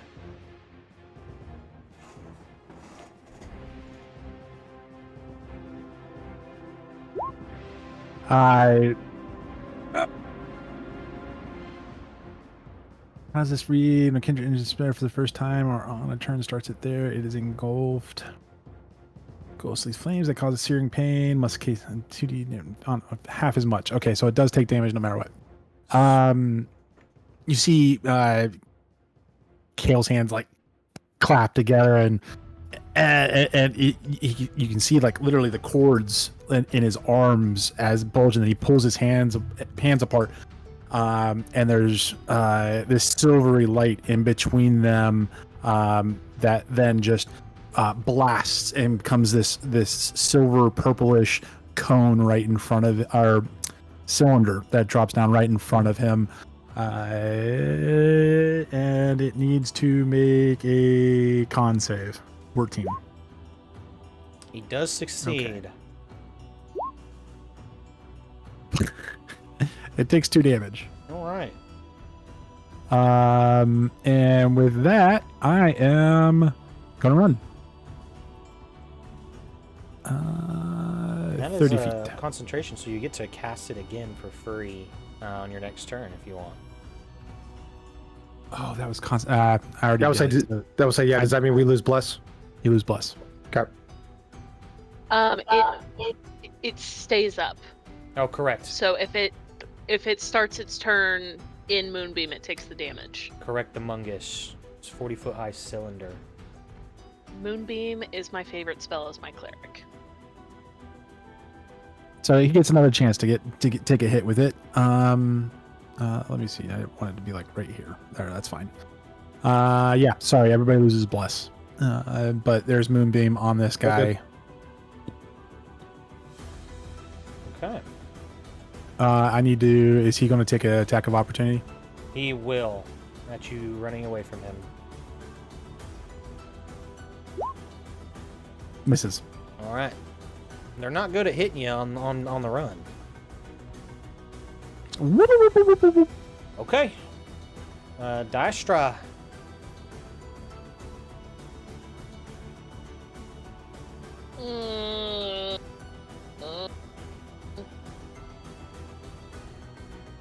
Jesus, disaster! Will you do something?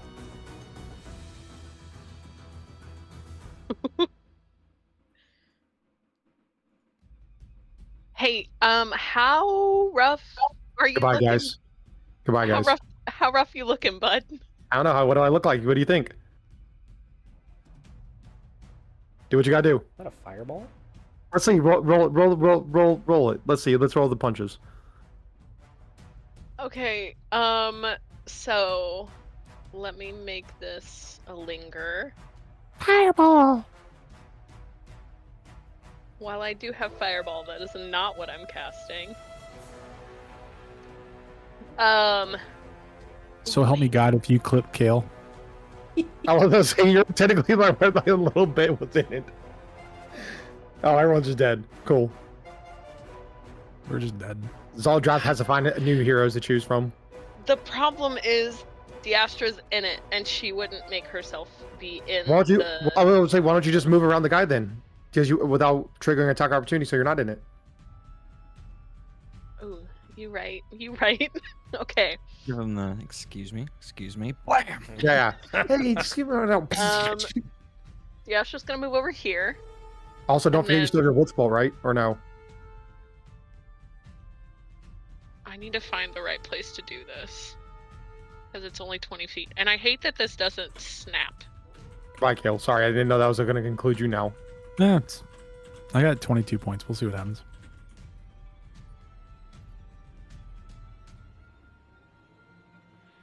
You got 22? You should be fine. Okay. So I think only Corsair would see this, but starting at her fingertips, a little bit of purple like veins run up Diastra's arm just a little bit. And her eyes glow just the tiniest little bit of purple.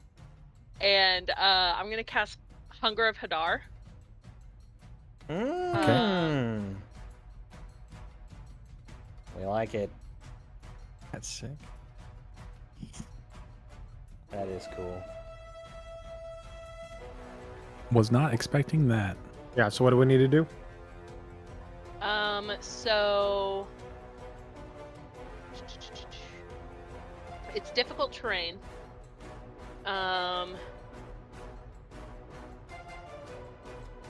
This is the part that I hate the most. It's filled with strange whispers that they're very like demonic sounding. Just throwing that out there. Mhm. And slurping noises. If you're within it, you are fully blinded, and then you take 2d6 cold damage, and if you end your turn there, you have to succeed a dex save or you take acid damage. Wow. That's friggin' cool. So you just didn't want me to kill this guy. So, yeah, you guys will be blind in it. but you know. Is it a? Can you see into it, or we're just blind? No light, magical, or otherwise can illuminate the area. So everything So in it's just it a. is It's just blind. a. It's just okay. Go ahead. Yeah, I don't think you can see into it, but everything in it is blinded. But I Okay. would, if possible, like to move it just a little bit. Because I specifically need to clip this one. Okay. Got the purple circle on it now. The flying purple people eater.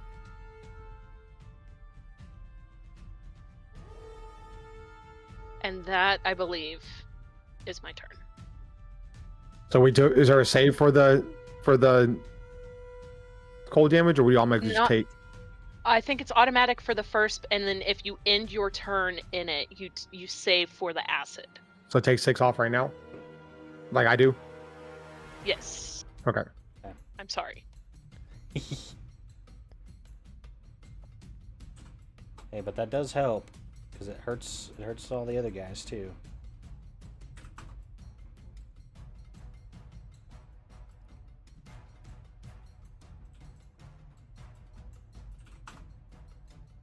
Okay. Yeah, sure. You cast that, doing cool things, and then we go to the top of round 5 with Cardin, starting things off. At the start I of your able turn, to- you do take Yes. some Hunger of Hadar damage. Excellent. Oh, so I tell. Okay. Basically, at the It's the start of it or the end of it? at turn start, I believe. Correct? At the start of the turn, sorry. This spell's very new to me. Any creature that starts its turn in the area takes 2d6 cold. Any creature that ends its turn there must succeed a dex save or take 2d6 acid. Okay. So I automatically took 6, right? I think. And so no matter, or do I take off that? Do I give myself back 6 and now you roll the 2d6 against me? That's what I'm trying to figure out. Oh, she'll. So you'll roll a another damage roll here, essentially at every time that somebody starts their turn. I think it's Yes. a reroll of the damage roll So per. I think. But when she think first the cast it, that's what I'm six- asking. Oh, Do I yeah, automatically? I think the 6 is this, like the start of your turn. Oh, okay. Is it? I don't know. No, I don't know. What? Yeah, you rule. Yeah, I can't see the details, so Here, I'll, it's not popping up for me. I'll look it up. That sounds. I mean, sounds good to me. I don't want to take away damage. If it's 6 and 6, I mean, I just want to make sure I'm doing it right. Let me take a look. See. You open a gateway to the far realms. Wow. With unspeakable horrors. Okay. So if you start your turn, in it, you take 2d6 cold damage. If you end your turn, you take a dex save throw. So yes, nothing would have taken damage at cast, and that 6 would start for your Now, okay, so I First just took 6. the 6 now. Okay, Yeah. perfect. Am I able to, seeing the layout before everything went blinded, am I able to like meander my way like out to here and still stay within range of him, like coming out? If you, I'm sorry, ping it. Yeah, you could probably get there as long as your avatar is not within the purple sphere. Yeah. Yeah, I But want to see it if I is can difficult terrain, so you move at half speed. Okay, so I think there should still be plenty. Yeah, I think so. I think he's. Yeah, so it's technically 20 feet right there. I think Yeah. like 22 feet right there. We'll call it. Yep. So boom, perfect. Then, do I need to make a concentration check for Hunter's Mark? Because I think it is concentration. Yeah, you do. Okay, and so what is that? Do I just need to roll a 10? So it's yeah, because the damage wasn't high enough. So it's just a d20 plus your spellcasting modifier. Or I'm sorry, Constitution. Constitution modifier. So I'm gonna roll. So I'm rolling d20 plus 2 basically. Yeah, you could just click on your Constitution check actually, and I think that'll do it for you. Okay. So just click on the mod. Yeah. See if that works. Save. Okay. So I'm good. I still have Hunter's Mark up. Okay. All right. Go ahead and just keep swinging at him with advantage, Do it. with the oath. Ooh, Natural 20. let's go. 10 with crit. That's 12 plus the hunter's mark. It's 1d6 again. Okay. And that doesn't get doubled, right? No, No. 'cause that's separate. Yeah. Yeah. You watch as this thing That- almost disappears just in front of your eyes, yet seems to have just a little bit of will left to hold on. If it still has a little bit of will, I'm gonna pump a divine smite into it because I get 1 free divine smite per long rest. Okay. It's looking. Okay. It's looking Well, like. actually, it's... no, wait. Hold on. No. Yes, I don't know. Here's my thing. It says for 100 mark, if the target drops with 0 hit points before the spell ends, right? Mhm. I take a bonus action to move the target to mark to a new creature I can see within range. So the spell ends in If you don't have a bonus up to an action, hour, right? Yeah. It's up to an hour. So like even if I kill him, it's still technically up, right? Within that hour, I just would move the next turn. I would move Mhm.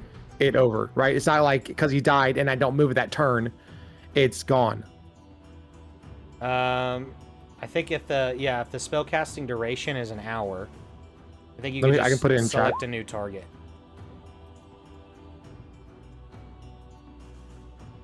Yeah, its duration, its concentration is up to an hour. It says. Yeah. Yeah, I think that's fine. And then Okay. unless you lose concentration. Let me go to my features and traits to mark off my this is from my Paladin Smite, just so everyone knows. I always have Divine Smite well prepared. In addition, I can cast it without expending a spell slot, but I must finish a long rest before I can cast it this way again. So I'm clicking that off and adding that to it. So Divine Smite, that's 2d8 radiant damage. That's a 9. Oh yeah. So 16 plus 9, what is that? 25? You take your divine smite, seeing that it's nearly falling apart in front of you. You take a moment and you divine smite it, banishing it from here and completely knocking the armor in the space kind of in front of it, or in front of you, effectively killing this one. Sick. Very nice. Okay, cool. And then I'm not going to move my Vow yet because I have to be able to see. It's the same thing like Hunter's Mark. But that's only a minute. So, but I can move it to a creature I can see. So right now I can't see a creature. So Hunter's Mark and Vow Enmity is still on the dead one. Okay. Yes. Can I? One's down. Sorry. I know this is a little backwards, and I'm very, very sorry. But before I cast my spell, can I do my bonus action thing? I forgot that I had this. What's your bonus action thing? It's telepathic speech. I can one chosen creature that I can see within 30 feet of me.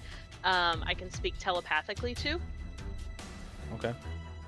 So I'm going to speak in Kale's mind and just say, "Back up," and then slam the spell down. Kill, you hear a voice in the back of your mind. Unfamiliar. sorry. No. I'm just kidding. Back up! I can't do it. I can't do You it. hear an Back accented voice that Back is up. Back up. that has never been in your mind before, now enters your mind. All right. That's And it's all I my need, turn? Sorry. It's fixing to be. Okay. Okay. Awesome. Can you roll a Hunger of Hadar damage for the next 2 armors? So I think Rachel. you'll roll that twice. And this one.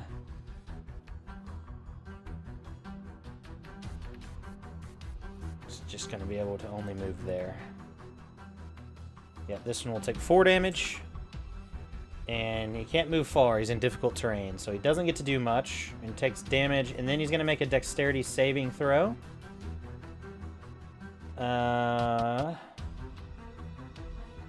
DC 14. Okay. He succeeds. I think he does not take the acid damage then. Okay. And the next one, the Hunger of Hadar consumes this one in front of Corsair and Diastra. You watch as the slurping noises and the shadows of the far realm seem to overcome this one and bring it down. And it disappears, tainting the armor. Corsair, it's now your turn. I think your foot just happens to be in the circle of the Hunger of Hadar. Unfortunately, you'll have to roll the Hunger of Hadar start damage for me once more, Rachel. Okay. Oof. Sorry, guys. Okay. You no, that'll be if you're in it at the end of your turn. This one, it just happens at the start of your turn. So you'll take 8 cold damage. You feel a freezing, slurpy attack that just seems to strike through your ankles. The night always claims its own, I guess. I peer into this void. Is there any hope of me landing a shot from my crossbow if I were to go inside? Well, you would be blind, so you would be rolling at disadvantage. So I'm telling you, there is a chance.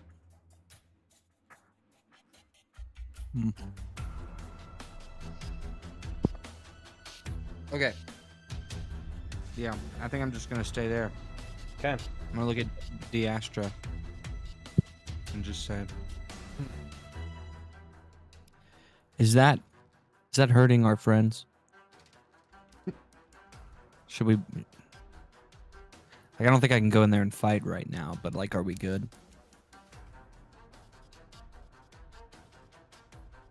They should be fine. Yeah, they look tough. I guess we just wait and see how this plays out. Stop distracting me before I lose this spell. Okay, sorry. Here, take this. I'm going to use my action to give her Long Strider.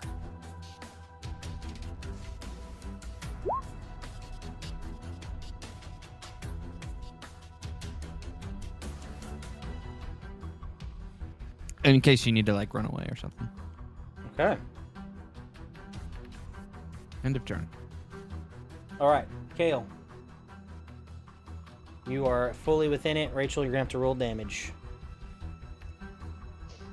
I'm so sorry.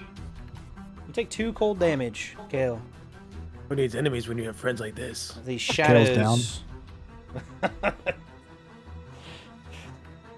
Sorry, that was one of the demons speaking that, whispering to Kale's mind.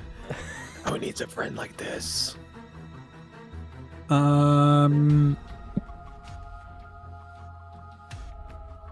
So you are considered Let's blind. have some- Any attacks Yep. are at disadvantage.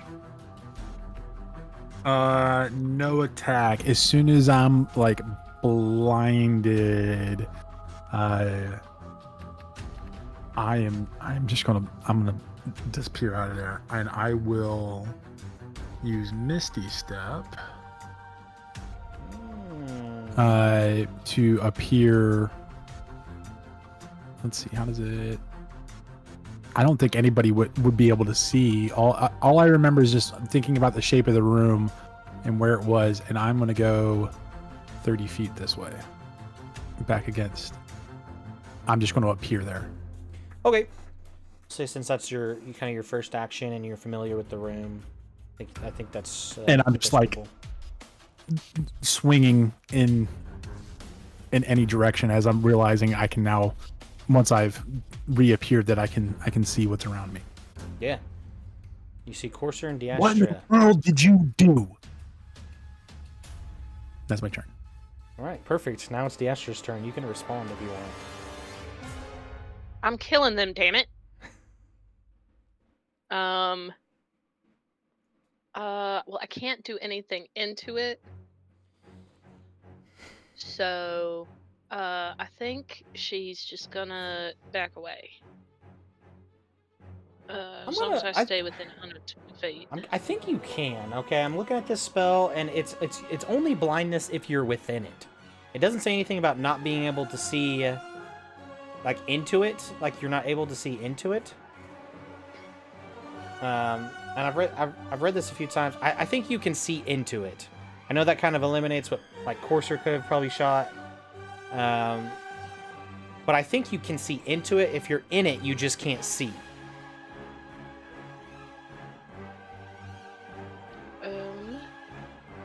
Otherwise, I feel like the spell is kind of like... I don't feel like you could do much. I think you could see into it. So we'll just call that as like kind of for the future from here.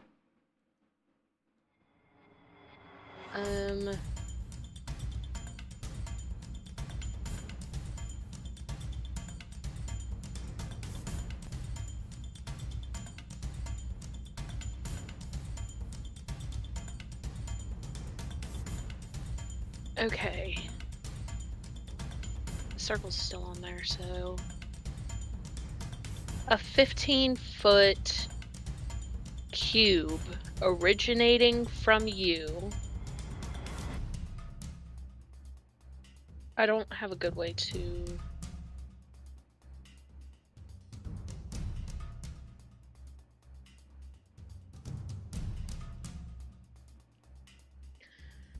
I'm gonna do Thunder Wave.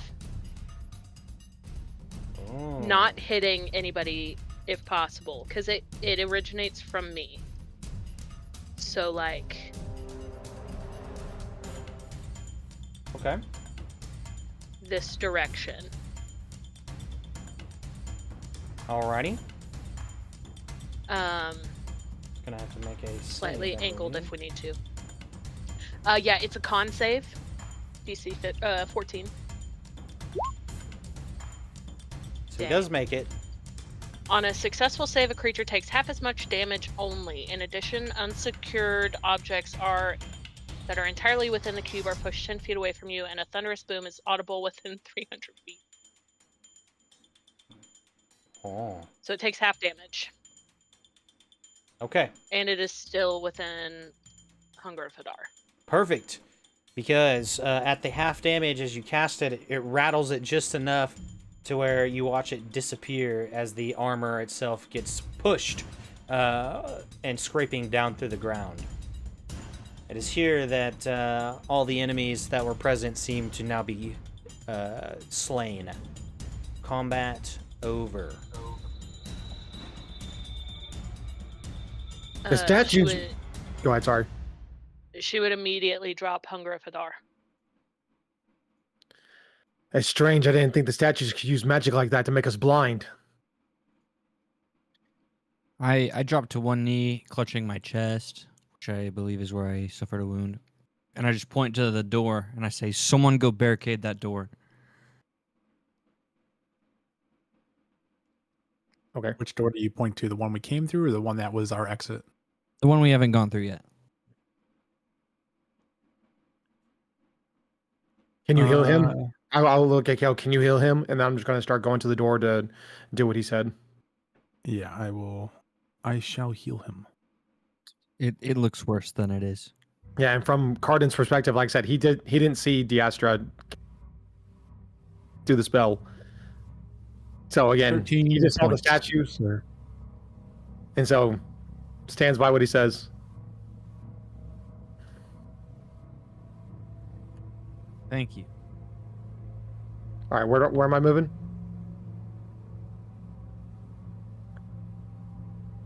Where was the door? The one to The the top north. of the top. Okay.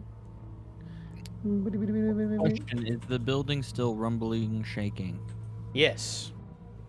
It is. In fact, it comes and goes very strong-like.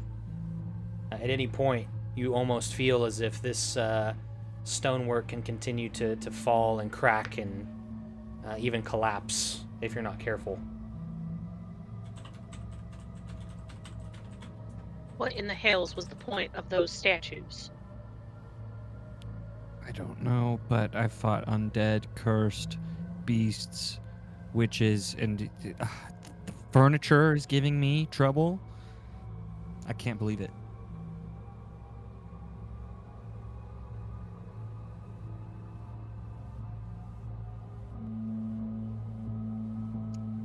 Look, with this building seemingly coming down on top of us, we should probably just go ahead and get out of here. I agree. As I'm going ready to open the door. Is there really a book on a pedestal down here at the bottom? There really do be. Or is that just flavor text? Oh, it really do be there. I'd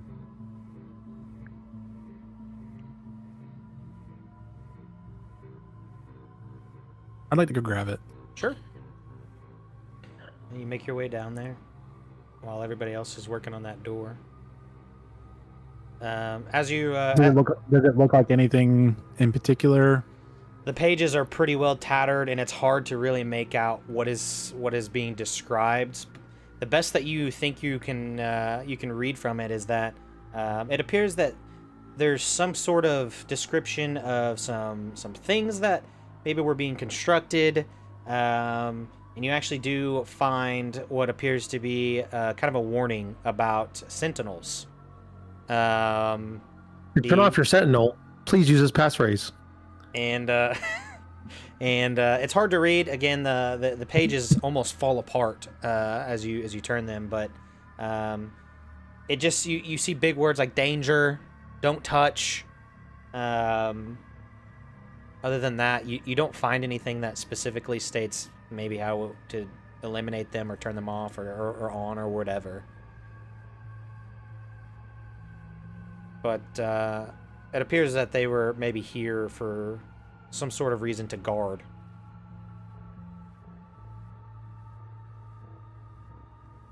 Maybe it was to stop anybody from getting to that beholder. It seems to have been a pretty straight shot so far. We need to get out of here. I just want to take one investigation roll if I can. Is there anything in this room of significance other than what we've already seen? Maybe it'd be perception. Sure. Make an investigation really quick.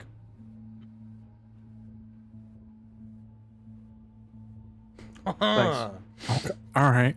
Yeah, you kind of take a quick moment to look around, and on one of the shelves you notice something in the distance.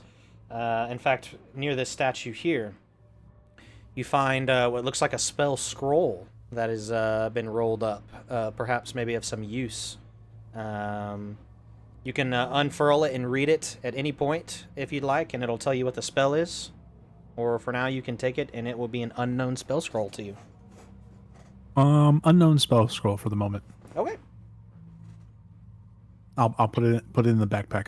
Sounds good.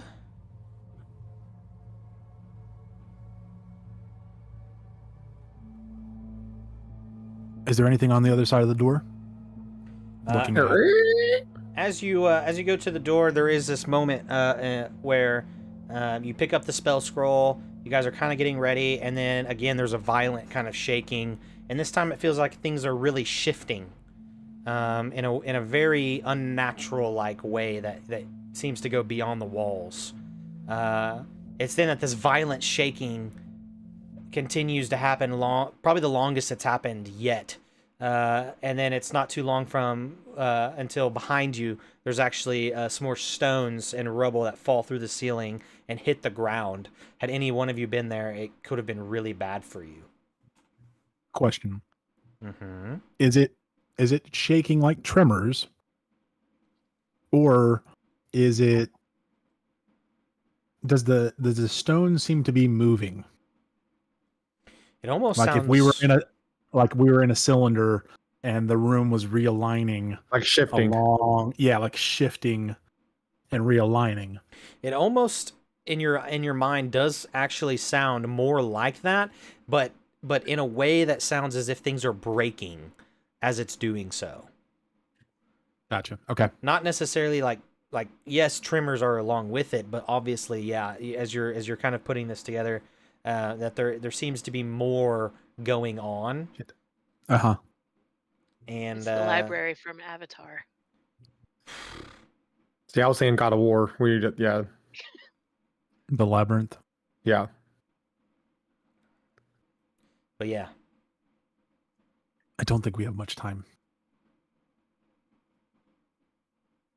Open Let's the door. move. Move, Yeah. move. I touch Cardin with Long Strider as well. Thank you. Boom. Plus And 10 then speed. Kale, last but not least, as soon as you get to me, I touch you with Long Strider. How long? is it? Thank Oh, an hour. Wow. excellent. We book it. Time to fly. I am going to. Where is it? Where is it? I will cast Vigilant Blessing on myself. Okay. So the next time we roll initiative, I will have advantage. Okay. All right. Who's leading out the door? I'll go ahead and lead. Perfect. You begin to go through the door, and as you do, again, more stonework begins to collapse behind you to the point where it feels dangerous enough that you all instinctually begin to move at a quickened pace. Even at that, you begin to find yourself in this hallway, and again, it's a series of different hallways. And then there's a point where, as you guys are moving, right after Cardin, the stonework in the on the floor that you're moving collapses from underneath, and you're gonna have to make quite a jump to get across. Cardin, being that you led, you're already on the other side of this gap, Okay. but the rest of you were able to kind of get back away from this this hole in the ground, or in your path, and you can attempt to jump or come up with another means of getting across. It's about, at this point, probably a 10-foot wide hole that you're going to have to cross. Oh my god. They You can changed make it. guidance. What do you mean? They did. Guidance now is not a D4 to any ability check. You have to pick a specific skill. Wow. This one's creature adds 1d4 to. Mine still says the creature adds 1d4 to any ability check using the chosen Mine- skill. Using the chosen skill, you have to choose a skill. So I take that as that it is like something specific. Like It's not like anything. Oh, okay. No, okay, I get what you're saying. So, like, athletics check, whatever. athletics or specifically acrobatics, okay. athletics, or yeah. Yeah. And you guys, Interesting. how are you guys It going to might try have to read that way cross beforehand. this? I don't have any rope. I looked for y'all. I don't think I have any.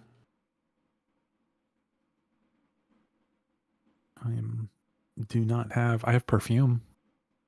I also Okay. have perfume. Okay. I do have rope though. I don't know why Diastra has rope, but she's got rope. You got rope. Okay. You got rope.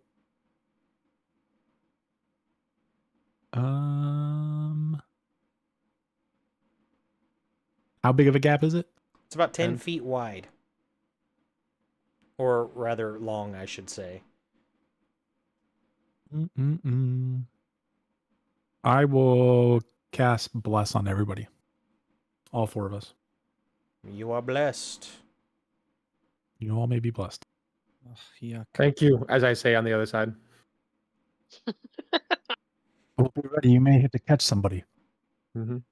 No, being serious. No, I wasn't being sarcastic. He's like, thank you. But he's just over here like,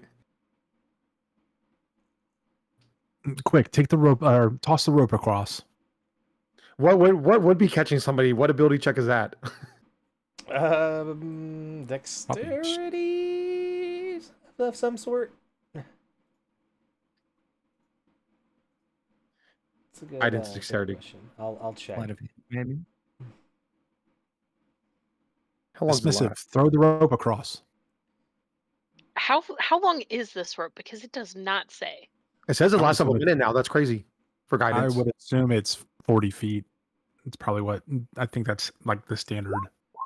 Ropes usually are 25 or 50. I would say, I would say you probably have like I'd probably say realistically you probably have a 25-foot rope. Okay. Diastra. Yeah. If he is I'm gonna use guidance on myself for whatever, in case I do need to catch somebody, whatever that skill is. Okay. And I'll let you as you get to that. I would say it's probably gonna be like a dexterity. Okay. To be quick enough to catch them, and then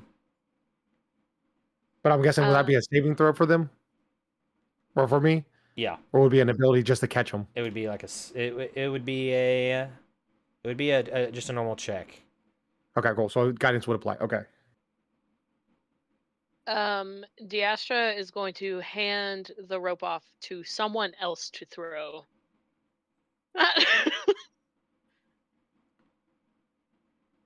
I am not built for this. Somebody else, please. Oh.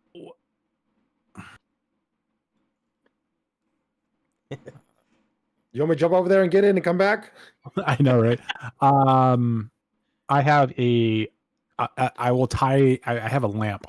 I will tie the end of the rope to the lamp so that it has something to kind of give it momentum, and I will attempt to chuck it across. Sure. I'd say it's easy enough for you that you're able to chuck it across without any issues. Sick.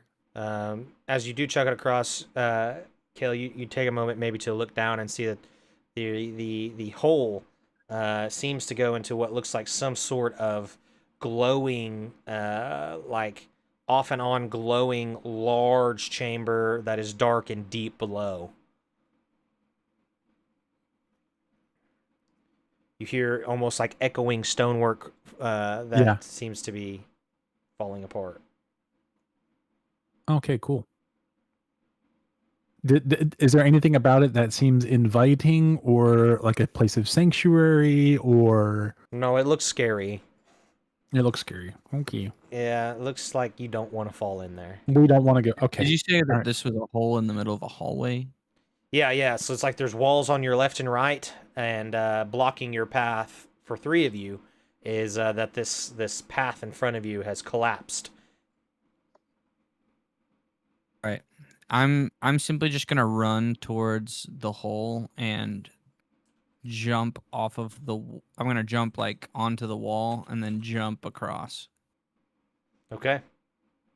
Over here, Parkour, just tying parkour. the rope. I'm tying the rope around my waist in case I need to hold somebody. I just see him look up. I'm like, oh. Oh, actually, no. Diastra doesn't hand it off to anybody else. She's gonna cast Mage Hand and just carry it across. There you Oh, go. thank you. Fair course you- enough. You get to the other side, and this This like woman- spectral hand is holding this rope and pulling Perfect it across. manicure. You guys just watched Corsair also just acrobatically get across with ease.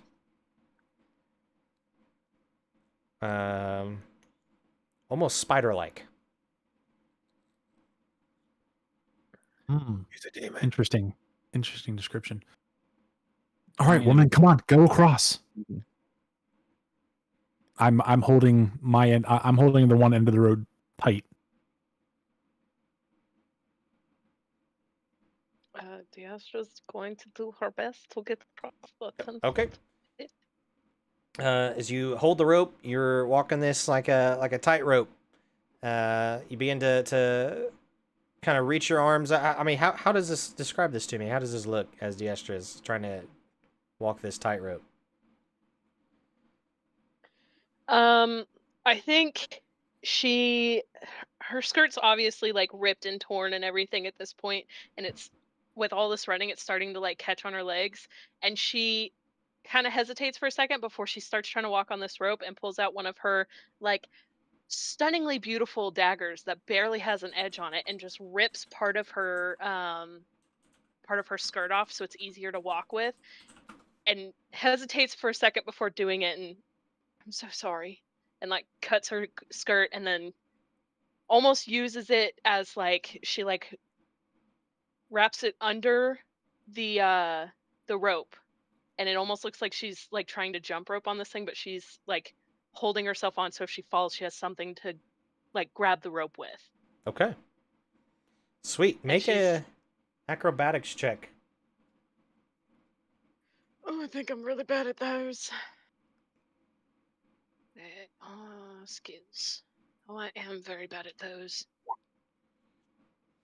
Hey, you take your time. and you stop several times to regain balance. But as you do this, you do safely make it to the other side.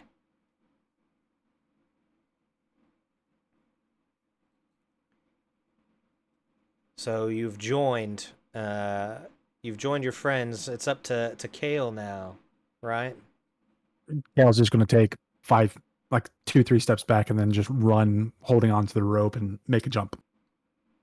Ooh. Okay. Let me see. I actually changed my guidance. Tap my guidance again to rechange it to strength Got it. in case I need like brace and pull and hold. Okay, yeah, you're able to do that. You can just long jump. You can use guidance to kind of help you. So go ahead and roll guidance, and we'll see your long jump here.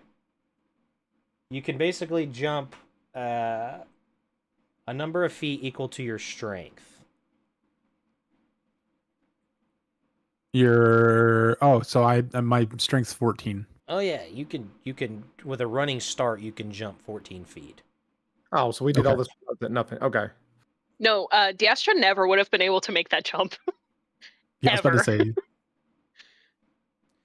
Excellent. Yeah, you do that. You take a moment and you jump across, clearing it no problem, and you finish with like it's simple to you. You got 4 feet to spare even.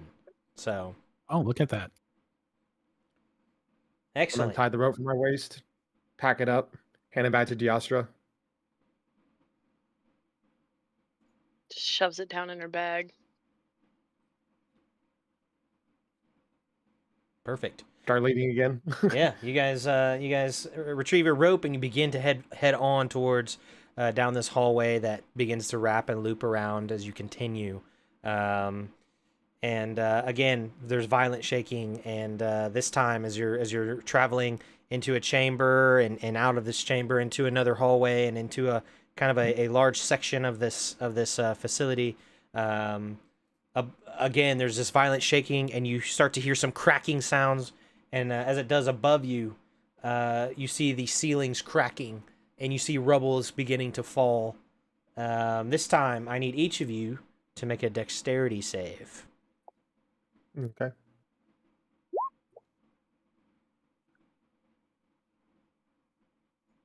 Big old 10. Do we get blessed with that still?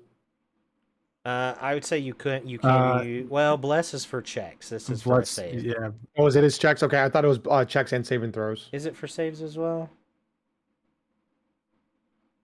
Try to roll up, try to find bless again. it's for an attack roll or a saving throw. Oh, so you can use bless. You said dexterity save, right? Yep. Well, I need to use that D4.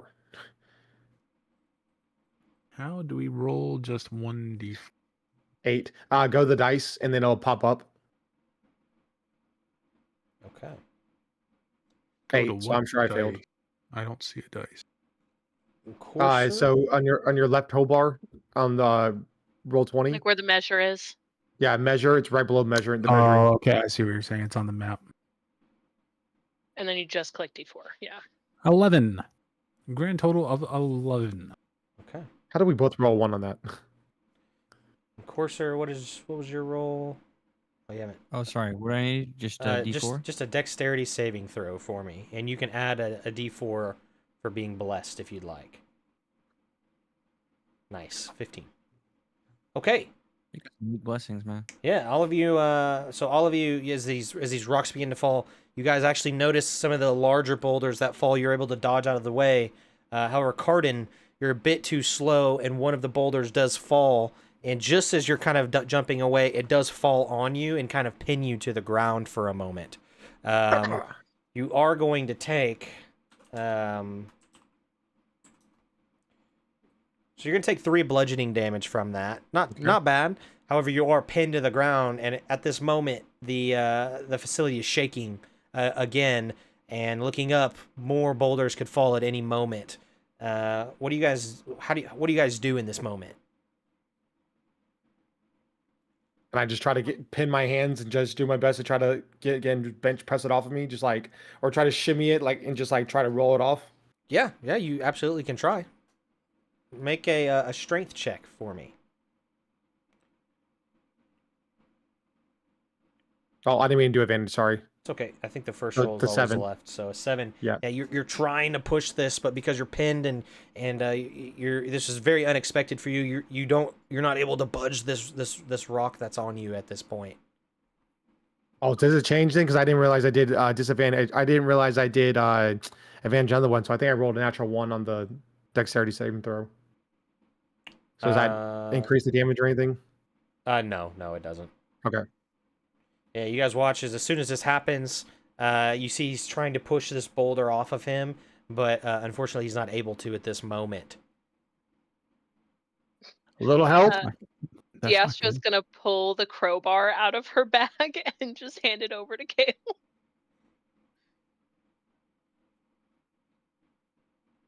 I don't know if I got try to anything lift that can it off really of him, do but- anything. I will attempt to push it off of him. Sure.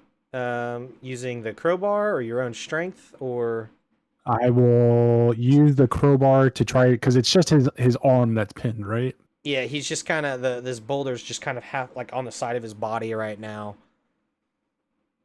Yeah, I would try to use the crowbar to leverage the boulder up to give him space to scoot out. Sure. Not trying to lift a boulder like clear it, but like just get it tilted so that he can get out. Sure. Roll a strength check with advantage. Oh boy.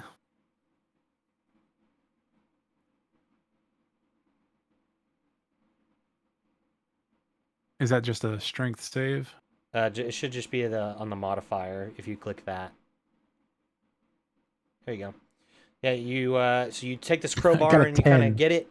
You try to get it God. underneath him, Really? and you push hard, and this boulder's really heavy, and Courser's up by your side pushing as well, and both of you are actually able to just tilt it up, and Cardin's able to just slip out from underneath it before you're having to drop it again as it falls to the ground. This was a very heavy boulder for you guys. Sorry about that. However, you got to be quick because this place is shaking and more boulders are starting We to got to fall. keep moving. Yeah. Let's fly. And so you do. Fly, you fools. There's a moment in the back of your head as you're traveling, and it feels. It doesn't actually say anything, but as you're traveling, you feel the word close. Not like close, but like close. Close. Mm-hmm. As you continue Keep to running. quickly travel throughout this large, intricate system of hallways and chambers that all kind of lead to almost the same stuff each time. There's a point where you know occasionally you'll find that the door is blocked by boulders again or other rubble and debris, but there happens to be another door and you can go through there. And as you do so, you get close. You kind of get what feels like even closer. It's almost like a climactic feeling in the back of your mind, as if you're getting closer and closer and closer as you're getting closer to these to maybe what could possibly be an exit. And you finally get to a door. I would say Cardin leading the way finally gets to a door, and you push it open. And as you do, there's almost like a wind or like an air being suctioned into the room behind you. The smell of the kind of the musty and dusty escapes you for a moment as you found a way out, kind of up this hill in front of you, out of some more of this stonework. You see kind of up this hill, you are kind of like in a pit right now. And up at the top of this hill, you see a lot of greenery, some trees and things like that. Probably 100 feet away from you, out of like this little hole in the ground with this small little door that you're coming out of.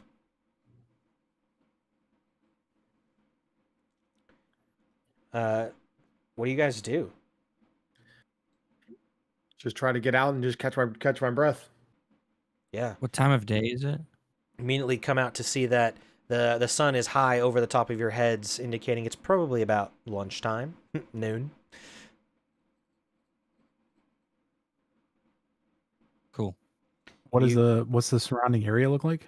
Yeah. So It's just that you said it would come out to a hill. yeah, so you kind of seem to kind of almost exit out of this hole in the ground from this door, and coming out from you, it's kind of a steep hill that leads up and out, and as as all of you kind of escape out of this, you hear the more cracking, and the cracking actually follows your feet out a little ways from this doorway. You quickly maybe make a few steps forward before watching behind you as the doorway itself seems to collapse into the ground a little bit more, and then continues to collapse to the point where it almost as if it's being sealed just by its own collapse. Looking back, you will not be able to get through that door, at least for now, as it seems to have kind of fallen deeper into its own pit of stone. Taking a moment to look up and look at your surroundings, you see that there's a slight breeze in the air, and you see these trees on top of this kind of this steep hill that seems to maybe level out if you were to go up it. And but around where you're at now, it's kind of rugged. There's some dead grass, and almost like a layer of foundation of stone that is now cracked beneath your feet.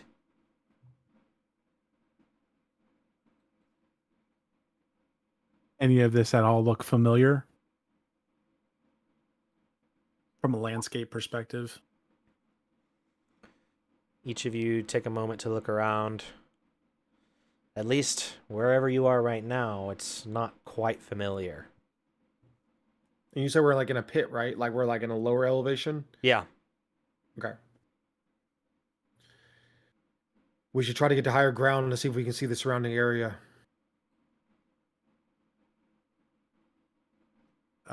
The hillside, is it, or the walls of this pit, this hill, is it something that's firm, or are we going to be able to climb out of it, or is it more like sand where we're going to struggle? Yeah, it seems like you can climb out of it somewhat easy. It's just almost like really like rugged stone, and that transitions more into like the dirt and grass that kind of overtakes some of this. Something you notice is that this stone, it's not just like a layer of stone. There is like greenery growing up through a lot of the stonework, and overlaying a lot of it. But underneath your feet, you can feel that there is some type of foundation of stone, but it's just overgrown in this area.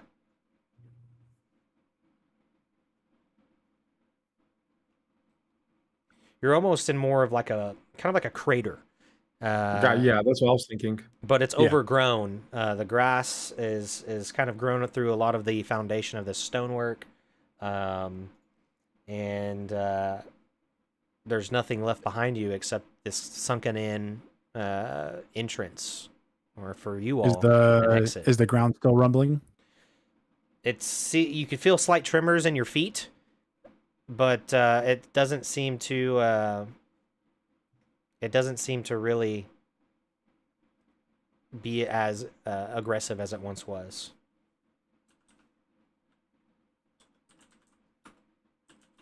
Okay. I will try to start trudging up. Same. Up the side. Okay. Yes. Is there any direction that looks easier than the other? Is there any kind of path? You don't see right away. You don't see a right away. You don't see a path or any means of travel through here. And as three of you start to trudge up, you notice one has yet to follow.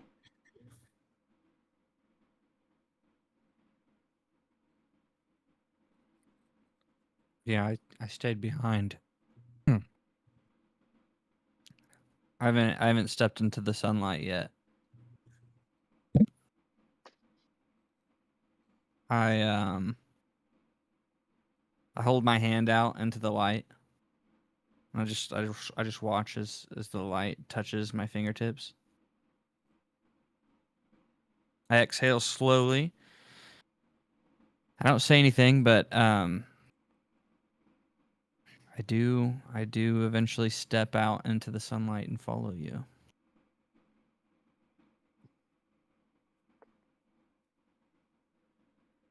Come on, we gotta go. I'm fine. I'm fine. I just needed a second. Where are we going? We need to get higher so we can see the surrounding area, see if anything looks familiar, so we can figure it out. Now that we're out, I need to check in with my order. Let them know what happened. Tell us about your order. It's an order. We serve Agma, the divine protector. Those who helps those who are helpless. I was in an initiation test to become I can't remember. Become become basically from like an initiate, right? Yeah. You were trying to basically get your formal rank up to paladin. Yes. I was in an investigation in order to get my formal rank as a paladin of the Order of Agma when, as like with you all even, passed out and ended up in the prison. I don't know how long it's been, but my order might be looking for me. If we can find any of the orders, because I assume there's multiple. Yeah, there's like a general, but there's multiple of them in different areas around the world that you know of. If we at least find somewhere we can send word, I'd be grateful. And I'm sure, don't you, each of you have to check in with somebody? The only thing I need to check in with is a hot bath. A word of advice, if I may. It could be wise to think about what your order may make of our new benefactor, the one we just released. Well, they might have some information on him about who he actually is. We can use that information.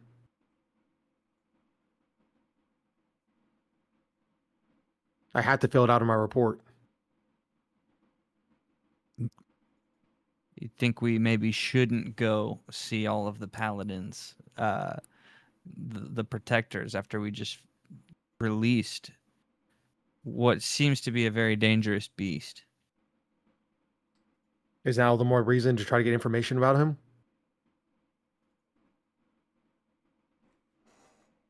Hale's still My working his way experience- up the hill. Yeah, as we're climbing, yes. Sure, yeah. Yeah. My experience with paladins, they haven't been the most understanding.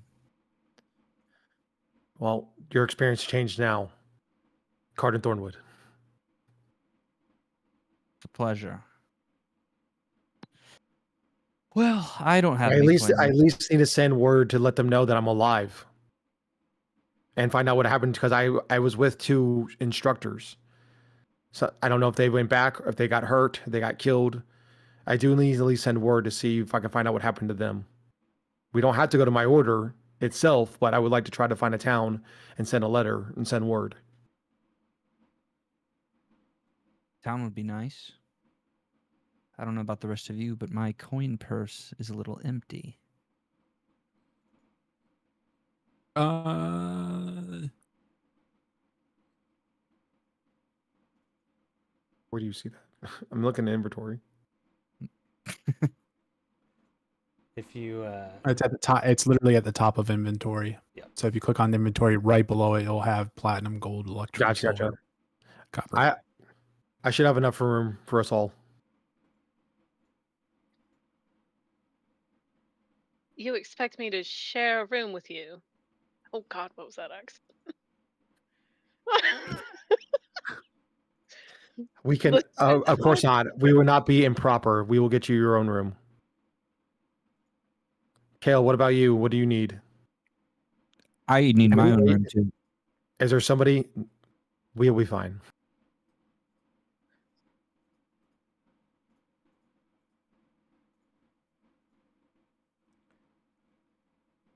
there's a moment when you all are trying to speak to each other and you all immediately go mute. In fact, unnaturally, as each of you attempt to speak to each other, your voices almost just disappear from each other. And you're trying to talk, and actually, now that you notice it, you don't hear anything. The wind has completely gone silent. What little nature noises you had just heard have completely been silenced. And as you take a moment to look around you, this bubble over kind of encompasses your group. And so as you're trying to make plans and figure out what to do, all of you immediately go quiet. And you watch as a few figures come out from the top of the hill. And just as you're approaching the top of this pit, you see what look like 3 figures, one holding what looks like a wand, and the other with weapons unsheathed. And they look at you. And at first, one of them tries to speak, but none of you can hear him. And then he kind of looks over and he kind of nudges his friend. And then the spell seems to dissipate. And then the sound of nature and the wind begins to flood your ears once again. Say, stop right there. Who are you? You're gonna drop everything you have and you're gonna give it to us. Why don't you say that with a little more confidence? Casting fog cloud on his face. You would rob a man of God? And that is where we end tonight's session. Oh, this is our new Boblin, whatever the goblins like these those three Yeah. again. This dude is so freaking nervous. You're gonna listen to me. We're just like,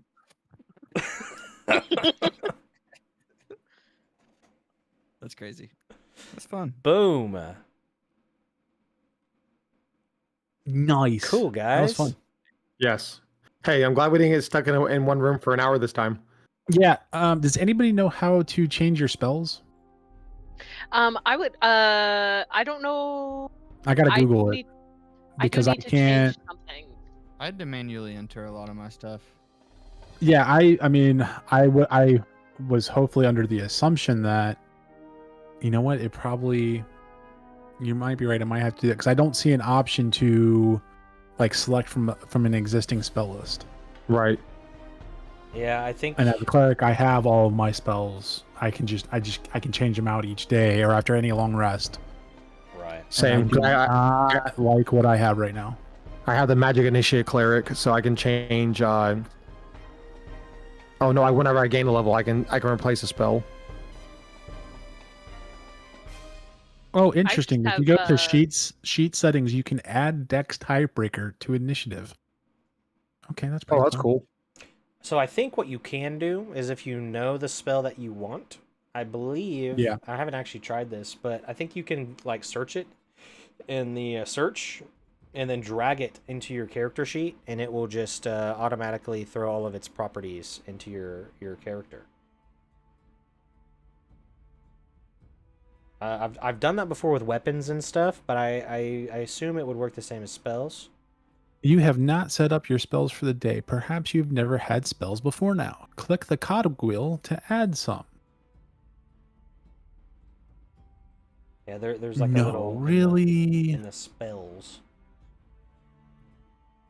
I need to figure out how to change mine because I have Mind Sliver on here twice, so it's taking up one of my spell slots because I have it always prepared for my Aberrant Mind, but I also have it just as a sorcerer spell right now.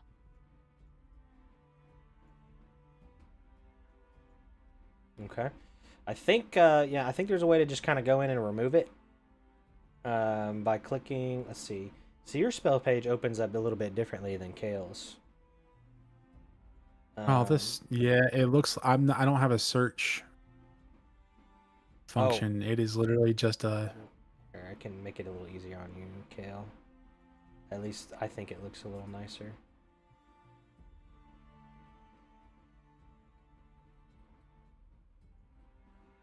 But me messing with your stuff while you're messing with your stuff sometimes creates new messes with stuff. Yeah, don't. Yeah, if you, all of a sudden something just changes, just don't mess with it. Yeah, because that's him. I've learned. Yeah, go ahead if you want to mess with anything. I'm gonna Google see if I can find anything. Sounds good. Yeah. Cleric spells D&D 24. And what did you guys think? It was good. I really thought we were about to get TBK'd with some fucking statues. Excuse my language. Why are they so hard to hit? They hit hard. So they're very good about guarding that. Just guarding the beholder. We're So level 5, and we tended to roll through things last time, so I'm all for it. no, I'm all for it too. But I mean, it makes sense too. Like I said, they were guarding. They were in the vicinity of the beholder. It needs to be strong, so not anybody can just walk in. Yeah, they were tough. I wanted to make sure you guys didn't just breeze through things. Right. And hopefully that will set the precedence for a lot of future encounters, because I think in the first campaign, you guys were pretty strong. And so I think I think this time I'm gonna try to do a little bit better about challenging you guys in combat. Not every encounter will be that difficult, though. I will say that there will be some that will probably be easy, some of that will be hard, and in between. So. This nervous guy is the BBEG right here. He's just gonna wreck us. You The better wand. leave us alone. Disintegrate with a wand and just kills us all. Just go back to the builder. Someone's probably gonna have to hold my character back from just decimating this fool. If y'all want to talk to him.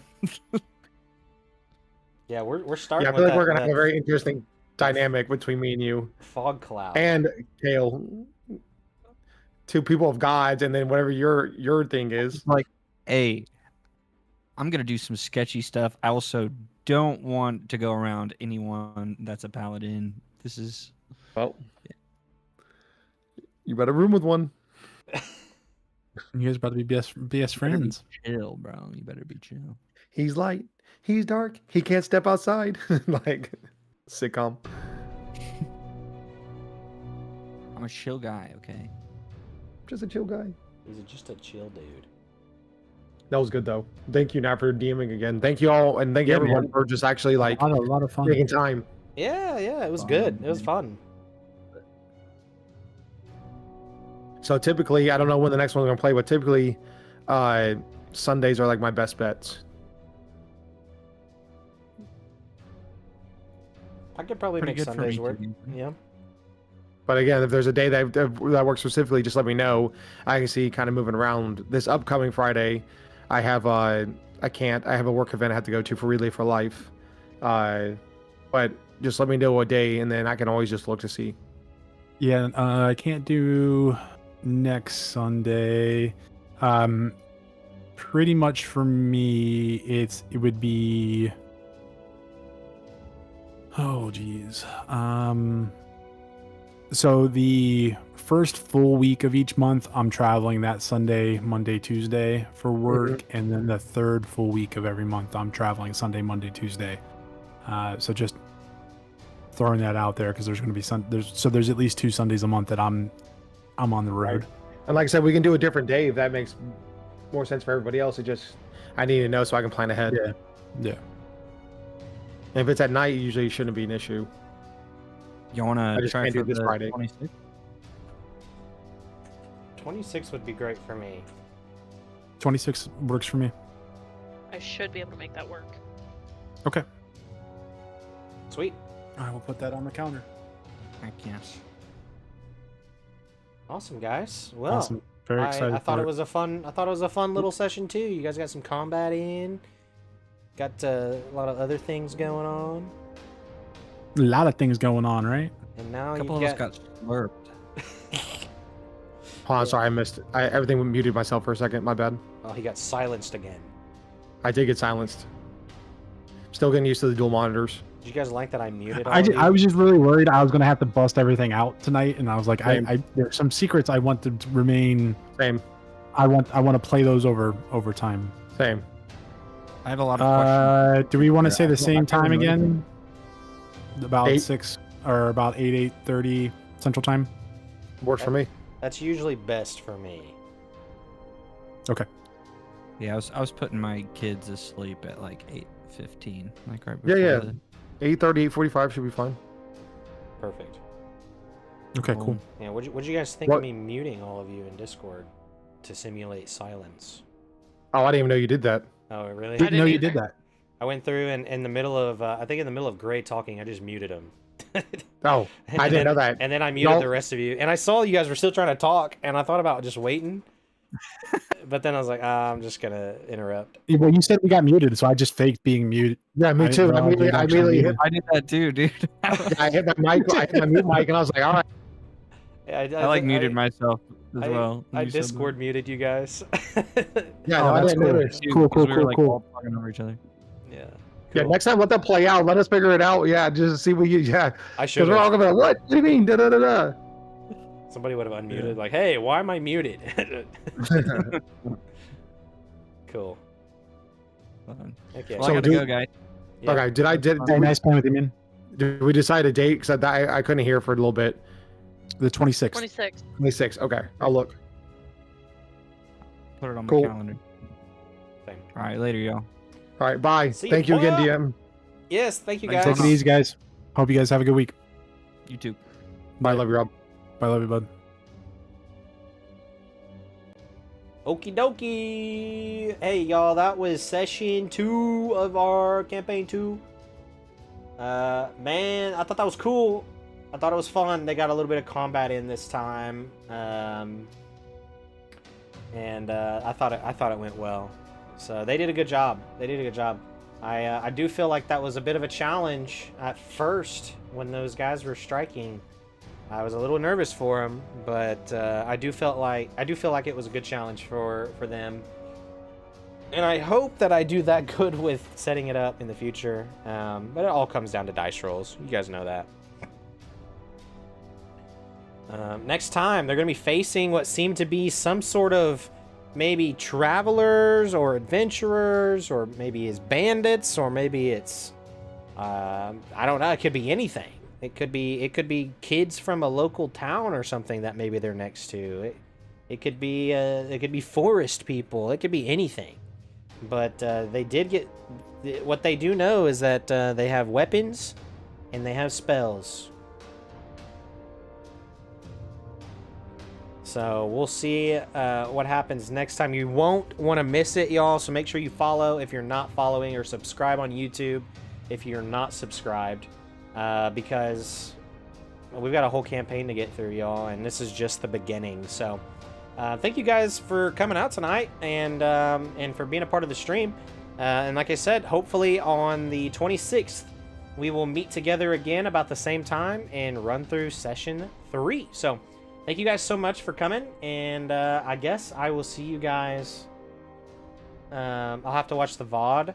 Hey, that's fine, Kyle. I appreciate that. I appreciate you coming by and even wanting to watch the VOD. So, but yes, we'll be here live on the 26th, hopefully at 8:30 p.m. Central Standard Time, to get updates and things like that. I'll try to start posting in my Discord a little bit better. So if you're not my Discord, jump in the Discord. I'll try to post when we're gonna go live. I haven't been doing that, but I think it'll be good for those of you, so it's not just like a surprise, or you're hearing it from other people or whatever. So join the Discord for updates and things like that. And then yeah, I think that's it, guys. I'm gonna jump out and go to bed. So thank you all for being here, and I'll catch you on my next stream. Bye.